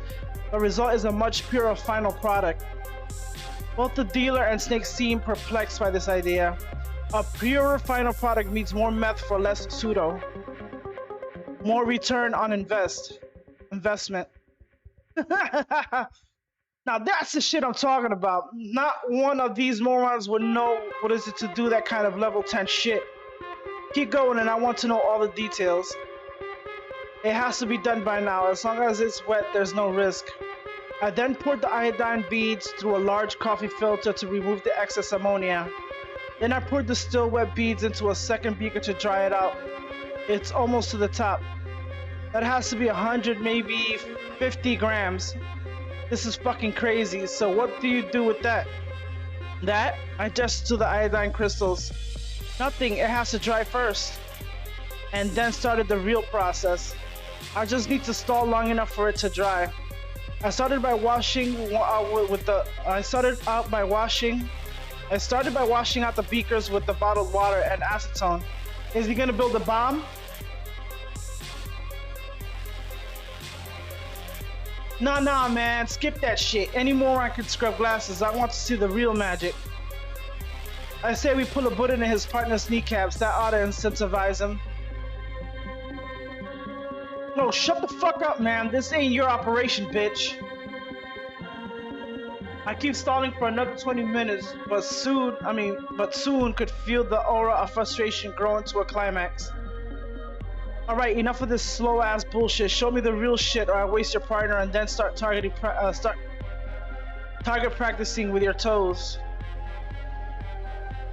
I normally have a partner, okay? If you guys hadn't knocked Eli out, I would have to do all manual labor by myself. Have your guy help me out. Snake turns to face the dealer. Do it. Nah, man, I ain't gonna get cancer from all these cams and shit. You talking to me? You talking back to me, bitch? I don't touch that stuff, man. I'll handle all the chemicals. I just need someone to prepare, clean, and crush the precursor. You heard him. You think Michelangelo made his own paint, huh? Do it. Think of it as a learning experience. The dealer then pushed his gun into his waistband. This is bullshit. Fine, what do I need to do? The iodine crystals? Start crushing them up. I handed him the pestle that had previously been used to crush the pseudo. I felt a surge of adrenaline as he took it in hand. He hovered over the container of iodine crystals and I watched him raise the heavy blunt club. Everything seemed to slow as he reeled back to crush the compound. The pestle met with the iodine crystal and I bolted away from the counter like a coiled snake. A massive cloud of purple iodine gas filled the trailer. I held my breath and slammed into Snake as I ran and tumbled to the floor, while the trailer completely caught off guard by the explosion. What the fuck? I heard the hiss of compressed gas escaping. Snake had slammed into the valve of the propane tank it had been using for the burners. I could hear the painful screams of the dealer as I rushed for the door. As I burst through the door, I caught a glimpse of him in my peripherals. He was covered in blood as jagged shards of glass had fragmented into his face and chest as deadly shrapnel. He was dripping his hand that was now only a purple-stained mess of jumbled and bloodied fingers. For the moment, his pain-filled screams were the only thing I could hear as I blitzed out the trailer. I slammed the door closed behind me, pulling it as hard as I could. As in adrenaline-filled gaze, I ripped the cheap metal handle off the frame, jamming the door closed. I could hear the two men inside gasping for air as they began to suffocate from the iodine gas. I'm gonna kill you, bitch! I could hear him slamming into the now jammed door. Where the fuck is my gun? He's not exactly going to. I ran as quickly as my legs could carry me and ducked behind the tree.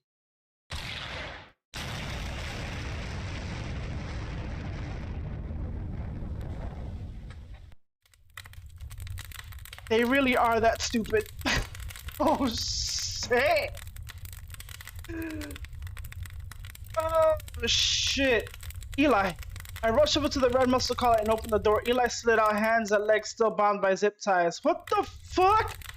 I felt the rush of adrenaline begin to subside and fell to the ground, my back against the luster of the car as extremely fatigue fell over me. I began to shiver. Eli snapped the zip ties off his arms and pulled the few that bound his legs off in one swift motion. What the fuck did you do? I felt my heart still rushing, and with bated breath I answered. Ammonia and iodine crystals mixed to form nitrogen triiodide, a contact explosive so sensitive it can be detonated by alpha particles radiation. By just crushing it or impact, it will explode if you touch it, move it, or blow on it, or in these guys' cases, hit it with a pestle. So how did you survive? That? I pointed towards the burning trailer. What caused by one particularly stupid man's decision to discharge a firearm in a dirty fuel-filled and iodine-enclosed meth lab. Ah! Eli began to scream into the empty field. He fell down next to me. He looked as exhausted as I was. When we got to get out of here, I nodded my head. I don't suppose he left his keys in the glove compartment. Then I remembered. I stood up immediately and began to dig through every crevice of the car until I found a large plastic bag that held money. I snatched up the bag and turned to Eli. We got to get out of here. It took us all day to get back to the farm. We had wandered lost for hours until we found the road that led back to Somerset. The sun was already setting by the time we got back to the farm. The surreal euphoria of the day had subsided hours ago and had quickly been replaced with the creeping chill of panic. Let me guess, Lyra's at the house? She's gonna see all that shit? I get to pay off the bank, but I lose Lyra? Oh well. What do we do now? We? Fuck that shit. I'm out. I'm done. Eli, listen. We just need to lay low. The cops don't know where we were there. They'll find their car, the bodies, the lab, and assume those idiots just blew themselves up trying to cook. They have no way to track it back to us. This is crazy. We're fucking killers. No. It was defense. Those guys are dead because of us. Eli. It was us or them. They came here with guns to our head and would have buried us in that field if we didn't do what we did. I can't. This is the end, man. The fucking end! I got to get high. In his inane dazed stupor, Eli pushed into his room and began searching every inch for a joint. I let out a sigh. Eli, you gotta get a grip. I took the bag of money in hand. It was all I could think to do. I opened it and spilled the contents of the bag out of his bed. I began to split the pot, making two piles split 50-50. That's when I realized Eli, I could see the panic in his eyes. This isn't 100 grand. What? Don't tell me we did all that for nothing more than chump change. This is closer to 200, maybe more. What? This? I pushed his share almost $100,000 close to him. It's whatever you want. You can go anywhere, start over, be anyone you want to be the person you always wanted to be. I need to think. I turned away and scooped up my half of the money. I bet you Eli takes my money. I left Eli to his own thoughts and returned to my bedroom. I sat down on the mattress and didn't even think about going to bed. My heart wouldn't stop pounding. My mind raced. Killers now? My phone. I had completely forgotten about it. Lyra had been sending me messages all day. Sorry for yesterday, that was hard. I've been thinking, are you? I scrolled down to the most recent message. I guess you're busy. I wish we could talk. I guess I stood her up. All I could hear was the beating of my heart, the shock, the fear, the panic. Why won't it stop? Well, when you come to Somerset, you doesn't realize the person who you are. I looked down at my phone. I didn't even remember typing the word. Beach. My legs carried me there, even though I was exhausted. Even as my mind began to crack, not until I was already there, sitting in the sand listening to the waves.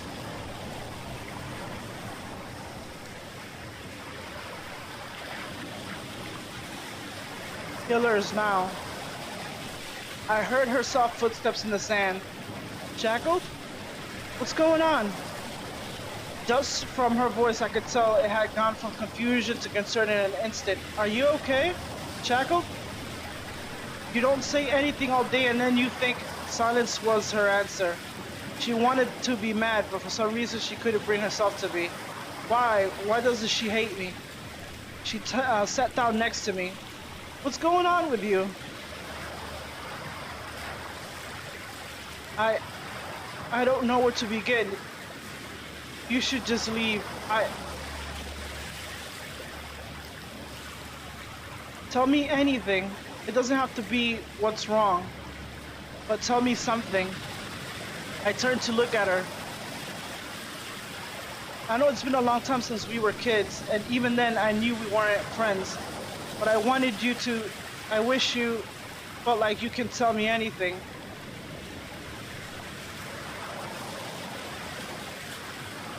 I tried to do some good, but I think all I did was make things worse. Worse. My face fell into my hands and I felt the stream of tears fall down my face. It's okay. You don't have to be strong here. She placed her hand on my shoulder. I'm a coward. I couldn't bring myself to admit even the smallest things. How could I? It was my mom, the reason I ran off yesterday.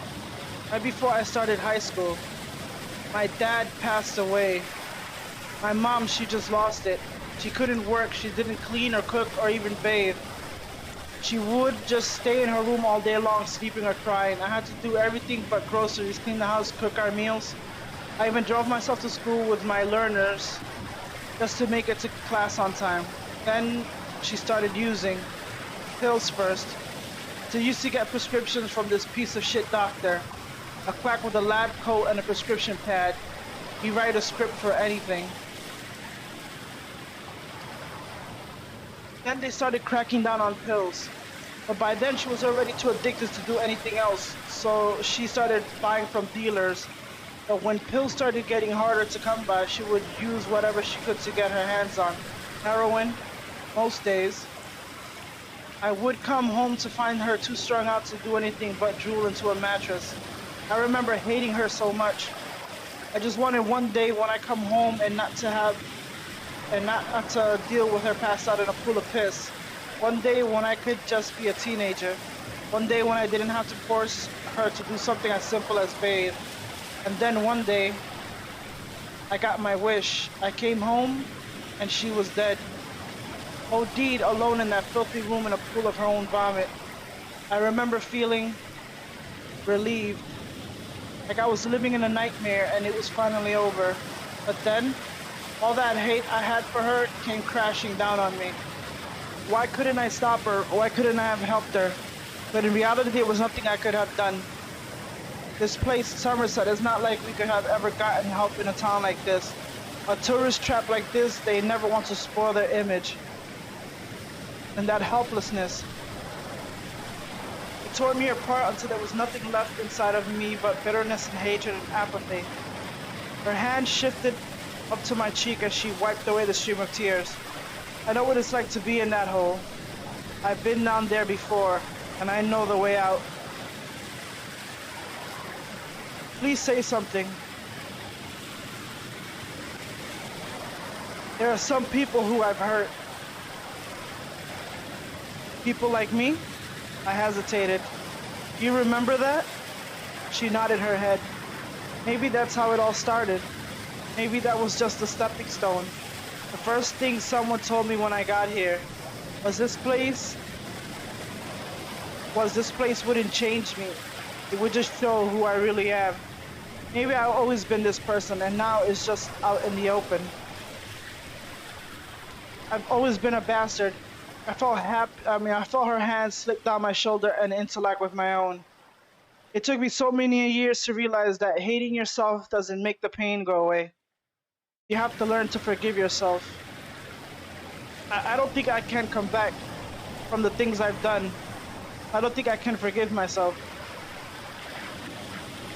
She then reached out and kissed me softly on the lips. I forgive you for all those years ago.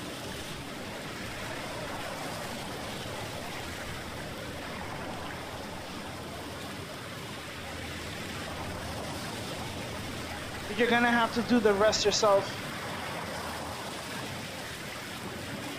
We sat there, her head on my shoulder, and watched the sunset over the horizon. Did you know that when we were little, I had a huge crush on you? I half laughed at the statement through my hoarse throat and watery eyes before nodding my head yes. I could guess as much. Did you also know that tomorrow the town is having their Midsummer Festival? They're closing off the city center for a private event and the whole town is going to come. No tourists, just the locals. I was thinking maybe you could be my date. If you want. I let out a soft sigh. My heart finally stopped racing. Don't feel bad that those two assholes are dead. They fucking deserved it. Maybe Lyra was right. Maybe this wasn't the end. Maybe this could be the beginning. Even after everything that happened, I can still find reasons.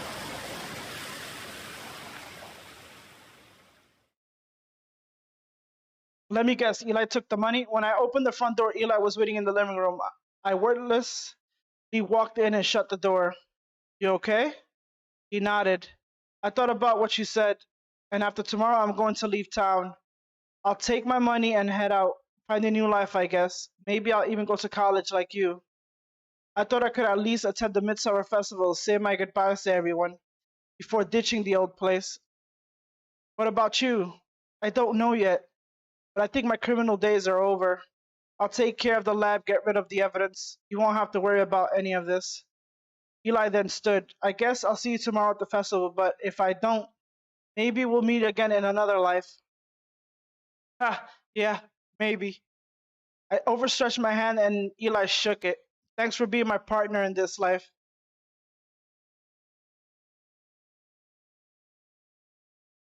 A new life. Do I deserve such a thing? Maybe it's not about a new life. Maybe it's about a better life.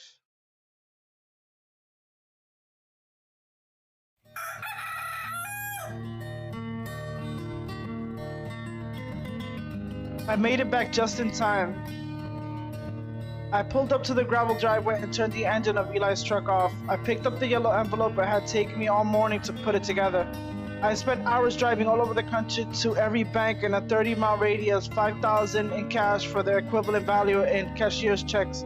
I opened the letter I had written to my parents. Dear Mom and Dad, I found out a lot of things about Granddad and myself this summer. He had a lot of debt, but also it looks like he was planning to pay it all back. I found a bunch of cashier checks buried under his bed. It turns out he would drive all over the country selling his crops. I guess he didn't trust banks or something. He almost had enough to pay off his debt, but he passed away before he could finish. Since this property was inherited under your name, I made sure to enclose all money in this envelope. I hope to see you soon. P.S. I'm thinking of staying in Somerset for a little while longer. I put the letter down and slipped it into the envelope with all the checks before stepping out of the truck.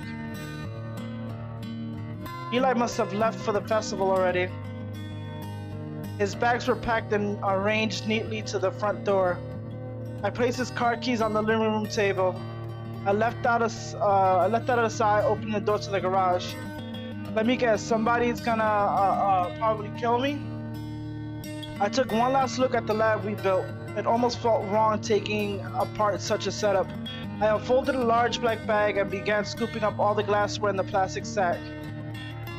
It took me a solid hour and almost a half a dozen trash bags to get everything cleaned up. I guess I have to wait till tomorrow to throw all this stuff away. I should probably take it to the dump myself to make sure until tonight and spread them out among public dumpsters. I checked my phone. Guess I should get cleaned up and head into town. After showering, I put on the nicest shirt and pants and I brought with me, even that it was nothing fancy. I looked out at my phone. It was Lyra. Where do we meet? I can't come over. It's a bit ripe here. With all the manure, general store? Sounds good. See you there. I'm guessing there's gonna be something wrong. I let out a deep breath, tucked the envelope into my backpack, and walked out the front door. Handmade pasta. Burgers. The festival was already in full swing. Didn't need a map, I see. I even tied my own shoes. She slipped her hand into my own. What should we do first? I actually need to mail a letter first. Then I'm free for the rest of the day. Who's it to? Mind your business. My parents, just letting them know what's been going on. Well then, get a move on. I know it's the solstice, but the sun's not gonna keep forever. Hand in hand, we walked to the small P.O. box that sat in front of the general store. I slipped the envelope into the box and slid the opening closed. All done. Good. Come on. She then pulled me away from the mailbox and into the city square. A variety of activities has been set up for the town to partake in.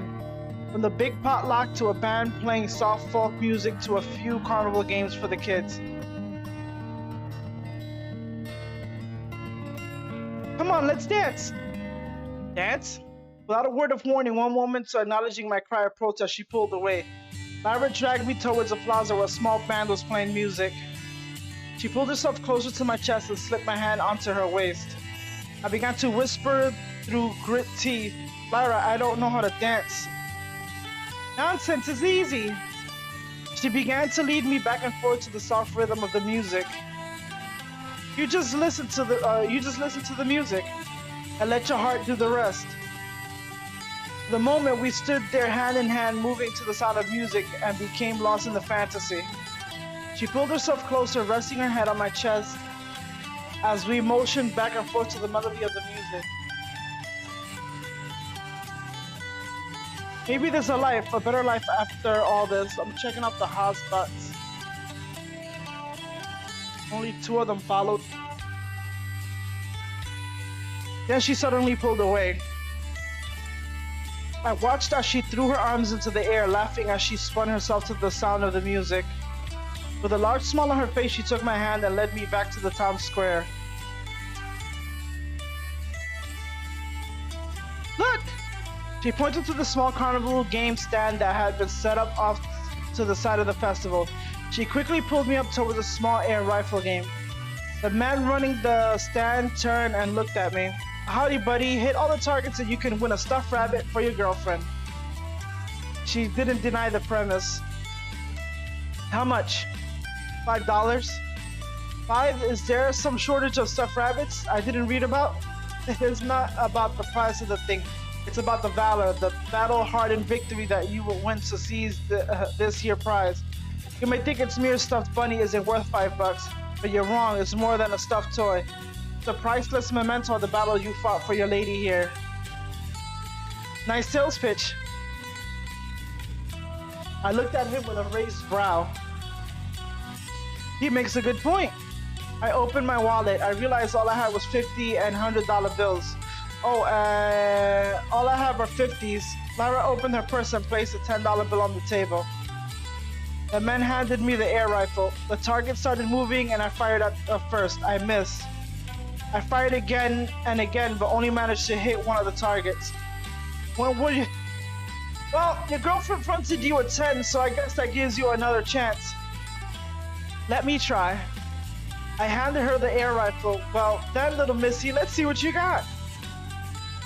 He started up the game again. With her first 3 shots, she hit each target dead center. How? You don't aim at the target to aim where the target is going, yep. Well then, mister, looks like your girlfriend won you a stuffed rabbit. I took the stuffed animal in hand and Lyra returned to the air rifle with a devilish smile on her face. So you're awfully handy with a rifle. Makes me wonder what else I don't know about you. I grew up in the country. It'd be weird if I wasn't good with a gun. And considering how many trips you took to the farm, I'm surprised how awful you are with one. Maybe I can give you a private lesson someday? I'll hold you to that. I slipped the stuffed rabbit into my back pocket. She took my hand and led me away from the stand. Lyra stretched out her arms and let out a small yawn. Let's sit down for a bit. I nodded my head and she led me to the big fountain in the middle of town. He sat down on the edge of the marble and she let a long sigh. You okay? Well, it's nice to get away from all the crowds. Well, you don't like crowds, do you? Me either. No. I don't know why, but all the noise, all the eyes being the center of it all, it always makes me nervous.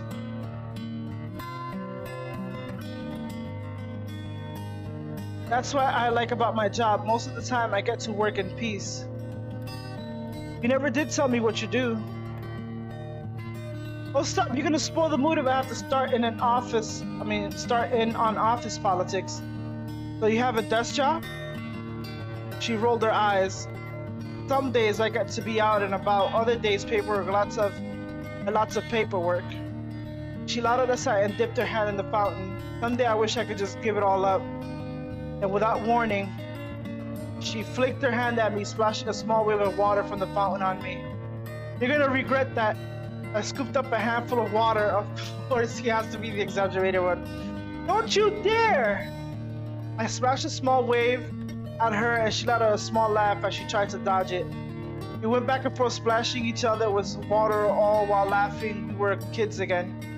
And in that moment I realized how much attention we were drawing on ourselves. I felt a creeping chill of fear grip me as I remember what she had told me just a moment ago. Everyone was looking at us. But in that moment, Lyra was having too much fun to realize that how many glares we were attracting. And I never wanted to take that away from her. Okay, I give up. In one final desperate attack, she pulled her arm around me, making sure I absorbed the brunt of her already wet clothes. Hand in hand, we walked towards the center of town. Luckily, it was a hot summer day. We dried out quickly. It was getting late. I'm getting a little tired. Maybe we should head out. Where to? You know, I never actually seen the farm. Well, I've seen it, but I've never been there. I'd like to see what you've been doing all summer. Call it an educational curiosity. You sure? It's just a lot of dirt and manure. Then I'm sure it will be the most education dirt and manure I ever see.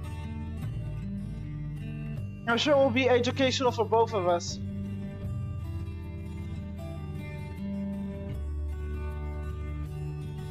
I bet you he left something. The sun was starting to set as we approached the farmhouse. So this is the old place. She eyed the patch of dirt Eli and I had dug just a few weeks ago. I guess the farming took a back seat. I squeezed her hand. I guess I found something a little bit more important. Come on. She gestured me forward with a tilt of her head. I want to see the inside. It's also rustic, and I bet you she gets the smell of a methamphetamine from the... Makes me miss the old cabin we had by the beach. I can't believe you had all this space to yourself. Where's Eli? I wonder how he's doing. Oh. His bags were here this morning and his truck wasn't in the driveway. I think he left already. Left? Yeah, he decided he wanted to go get out of Somerset. I'm sure wherever he is, he's doing just fine. I guess this means we have the house to ourselves. He walked over to the kitchen table and sat in one of the old wood chairs. She let out a long yawn, outstretching her arms as she laid her head on the table. I sat down in the chair next to her and smiled, and she smiled at me. The day was nice. Thank you, Shackled, for a day like this. Thank you, too, for what you did for me yesterday. I don't know where I would be if you hadn't come and found me, and I owe you more than you can ever understand. She turned and looked up at me before pulling herself closer and kissing me softly on the lips. I never told anyone about my mom. I kept it to myself, bottled up inside. It was the first day I felt free. I owe you that, so I say we're even. We sat there for a moment in silence, her head resting on my shoulder. Today was the perfect day. She took my hand in her own. I wanted to have a perfect ending. She led me to the bedroom. We fucking now, huh?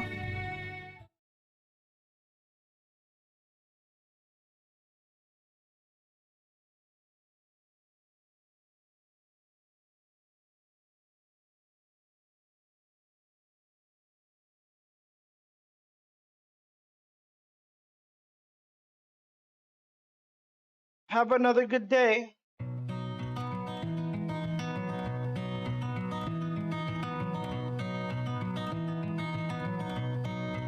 I spent the next hour pulling out weeds that seemed to spring endlessly in every direction. I remember the first time I did this. At first, the endless weeds were daunting, and the fact that they just reappeared the next day was infuriating. But the more I worked over these months, the more I came to see the weeds are a comforting expectation. Gives you something to do. The season is almost over. I better clear a new patch for the next season. I started by clearing out the large shrubs and a few headed-sized rocks. I tilled the open area and began to hoe out the holes for the seeds. After a few hours, I had the whole patch filled out and ready to seed in the future. Better get the ripe fruit ready for delivery. I tore away the heavy, thick stems and pulled the fresh melons into a pile. After getting enough for the day's delivery, I made sure everything in the truck was ready. I hauled the heavy summer melons in the back of my truck. Better start the deliveries for the day. Oh, Shackled, are you here with the delivery? Yep, last one of the day. Do you need any help loading them? In? You're too kind, dear. These old bones are what they used to be. No problem.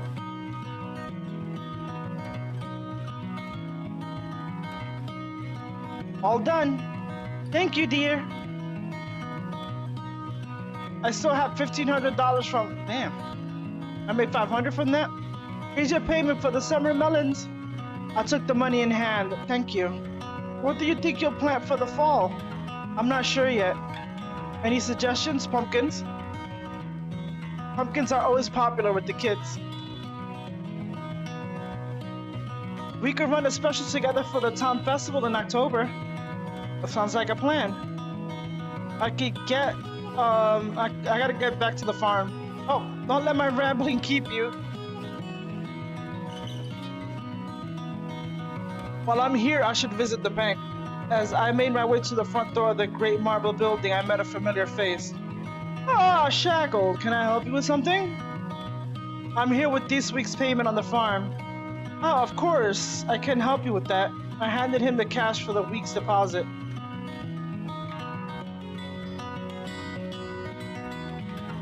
He took the money in hand. The bank would like to thank you for your continued patronage. A few more months and that small business loan should be paid off. A few more months? That will be a day to celebrate for sure. I'll let you go back to work. Yes, thank you. Have a good day.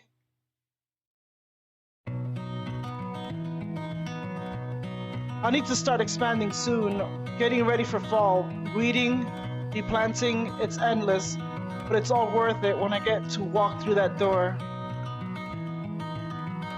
I stepped through the door. Let me guess, she found something? She was already home asleep with her head down on the kitchen table.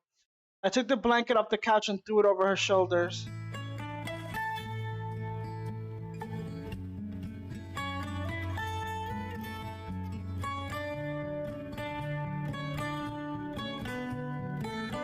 They work you too hard there?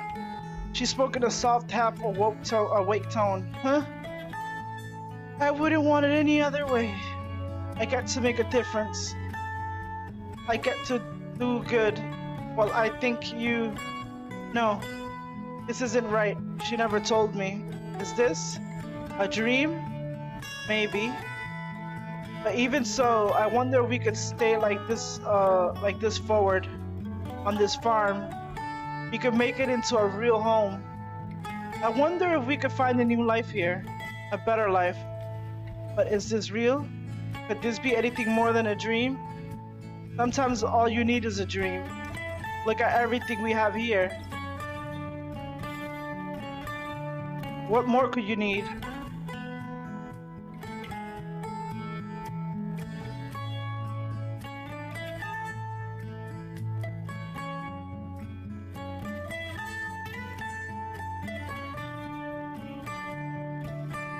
Why would I want to leave the dream? What's the reality?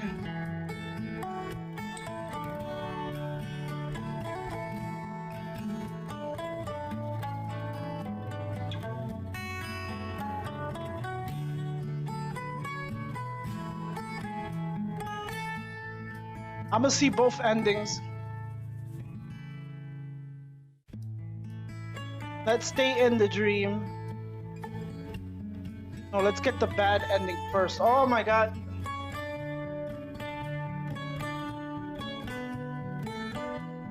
Let's leave the dream.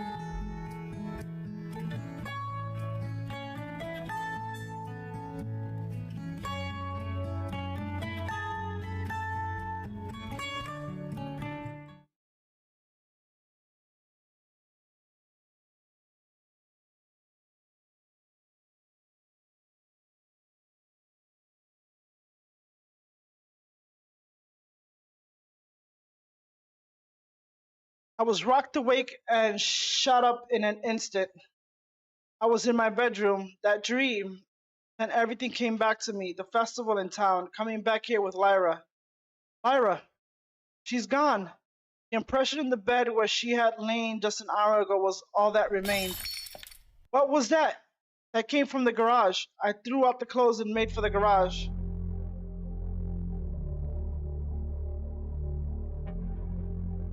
Eli!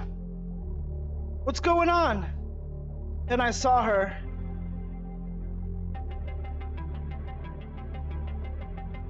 Lyra standing against the shelf holding her head as a thin layer of blood trickled down her head. Just a few feet away, Eli was holding the broken half of a glass flask in his hand. On the next floor next to Lyra's purse was a small handgun. I went for the gun in an instant. What the fuck is going on here? I turned the gun towards Eli. You stay the fuck away from her, Eli. Wait. You don't understand. Look around. Lyra, are you okay? Look around, you idiot! She knows! I turned towards a large plastic trash bag that had filled with all our old chemistry equipment. It had been opened and some of their contents spilled around the room. Look in her purse. The methamphetamine for her mother? Shut up! I'm not falling for it. Do it! I eyed the handbag on the ground and kept the gun chilled at him as I picked up the bag. I found it almost instantly, a silver badge with the letters DDE in big embroidered letters. She's a cop! I read the words over and over again, hoping somehow they would change. Department of Drug Enforcement. Oh shit. Below it, it was an identification card, and clear as day, an image of her face with the words Special Agent. She's a fucking narc! What do you think happened? She pulled her what do you think happened? She pulled her gun on me. No, Lyra, I'm sorry I didn't tell you sooner. I'm sorry I didn't do this on purpose. Please believe me, it wasn't on purpose. But I had to check. That part of my mind, that part that doesn't let things be good. Shoot her! No! She's a fucking fed, you idiot! There's no way we walk away from this that doesn't end with her in a hole. Say it again and I'll kill you. I turned to face her. I could tell. She could see the desperation in my eyes. She was fearless. Please. Lyra, we could... He's right. Shackled. Just promise me, whatever happens, you'll learn to live.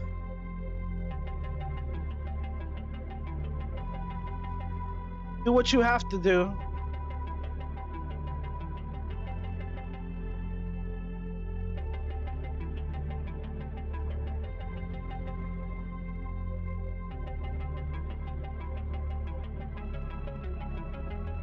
Looks like I'm going to jail.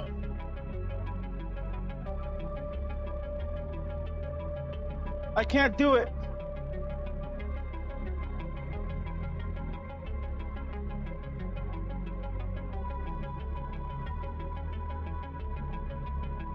I dropped the gun and it hit the ground with a small tang. I can't do it. Arrest me. I confess everything. But I could never hurt you. Not again. Never again. I heard him go for it.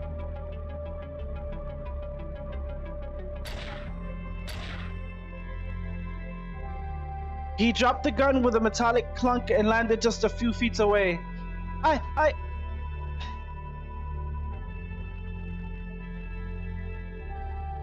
I reached out and held her face. I think I started to scream.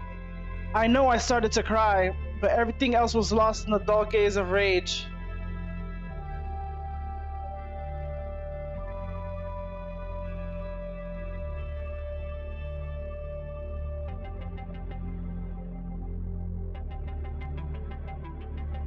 Oh my God.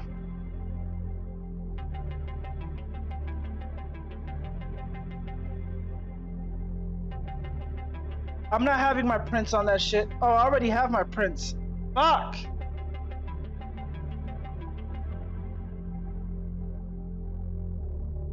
Eli ran for it looking like he was about to puke. I heard the slam of a door, and then the revving of his truck as he sped away.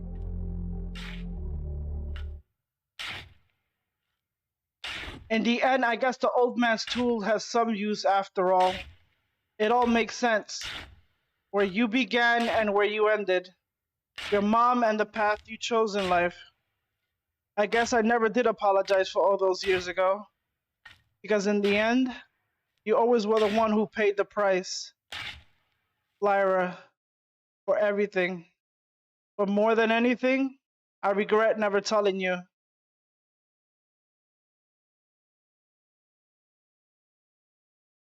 The dull haze, the acrid smell, a floor soaked wet with chemicals. Hopefully it will be quick. One big fireball, maybe in another life. I'll get to tell her to her face.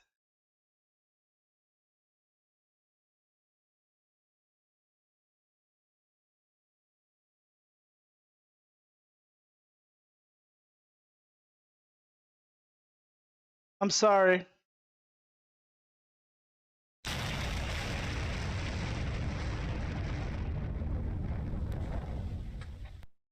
Did he kill himself? And then Eli's the one that fucking left. What do you call that? Damn, that was a twist. That was a fucking twist. I gotta see the good ending after this. She never told you what do you call it. She was a cop. Well, she did tell you something about in the beginning about something always nagging her about good or bad. I didn't see that coming.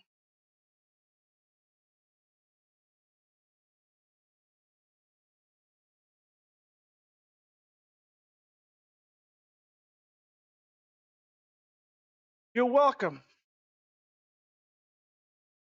Now I gotta see the other ending.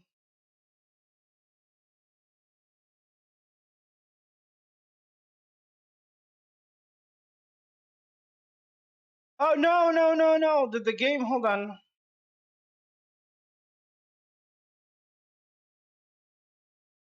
The game just closed. Just imagine it deletes the save.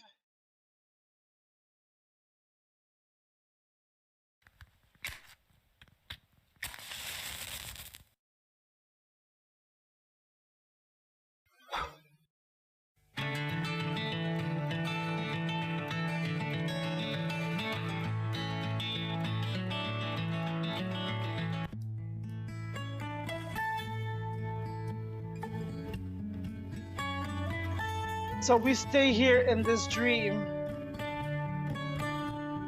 even if it may be a lie. It is one so sweet, but then again, so easy it's to drink down sweet lies and choke on painful truth.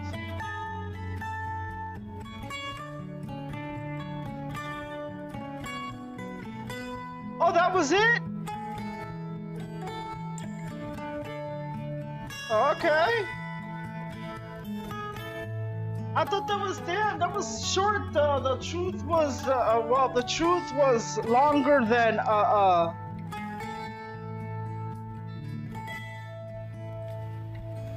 Okay. And it's already 12. Oh, and I dropped frames. Wow.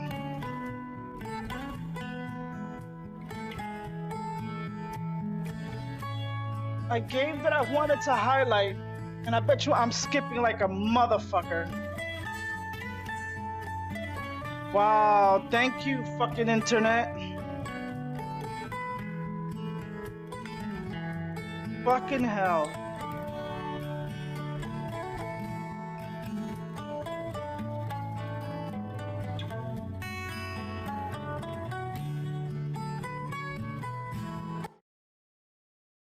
But it's not real.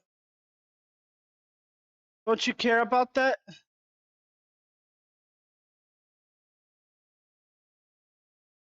And then it closes. Wow. But I think I gotta cut down the stream. Well, that was what's the name of this game?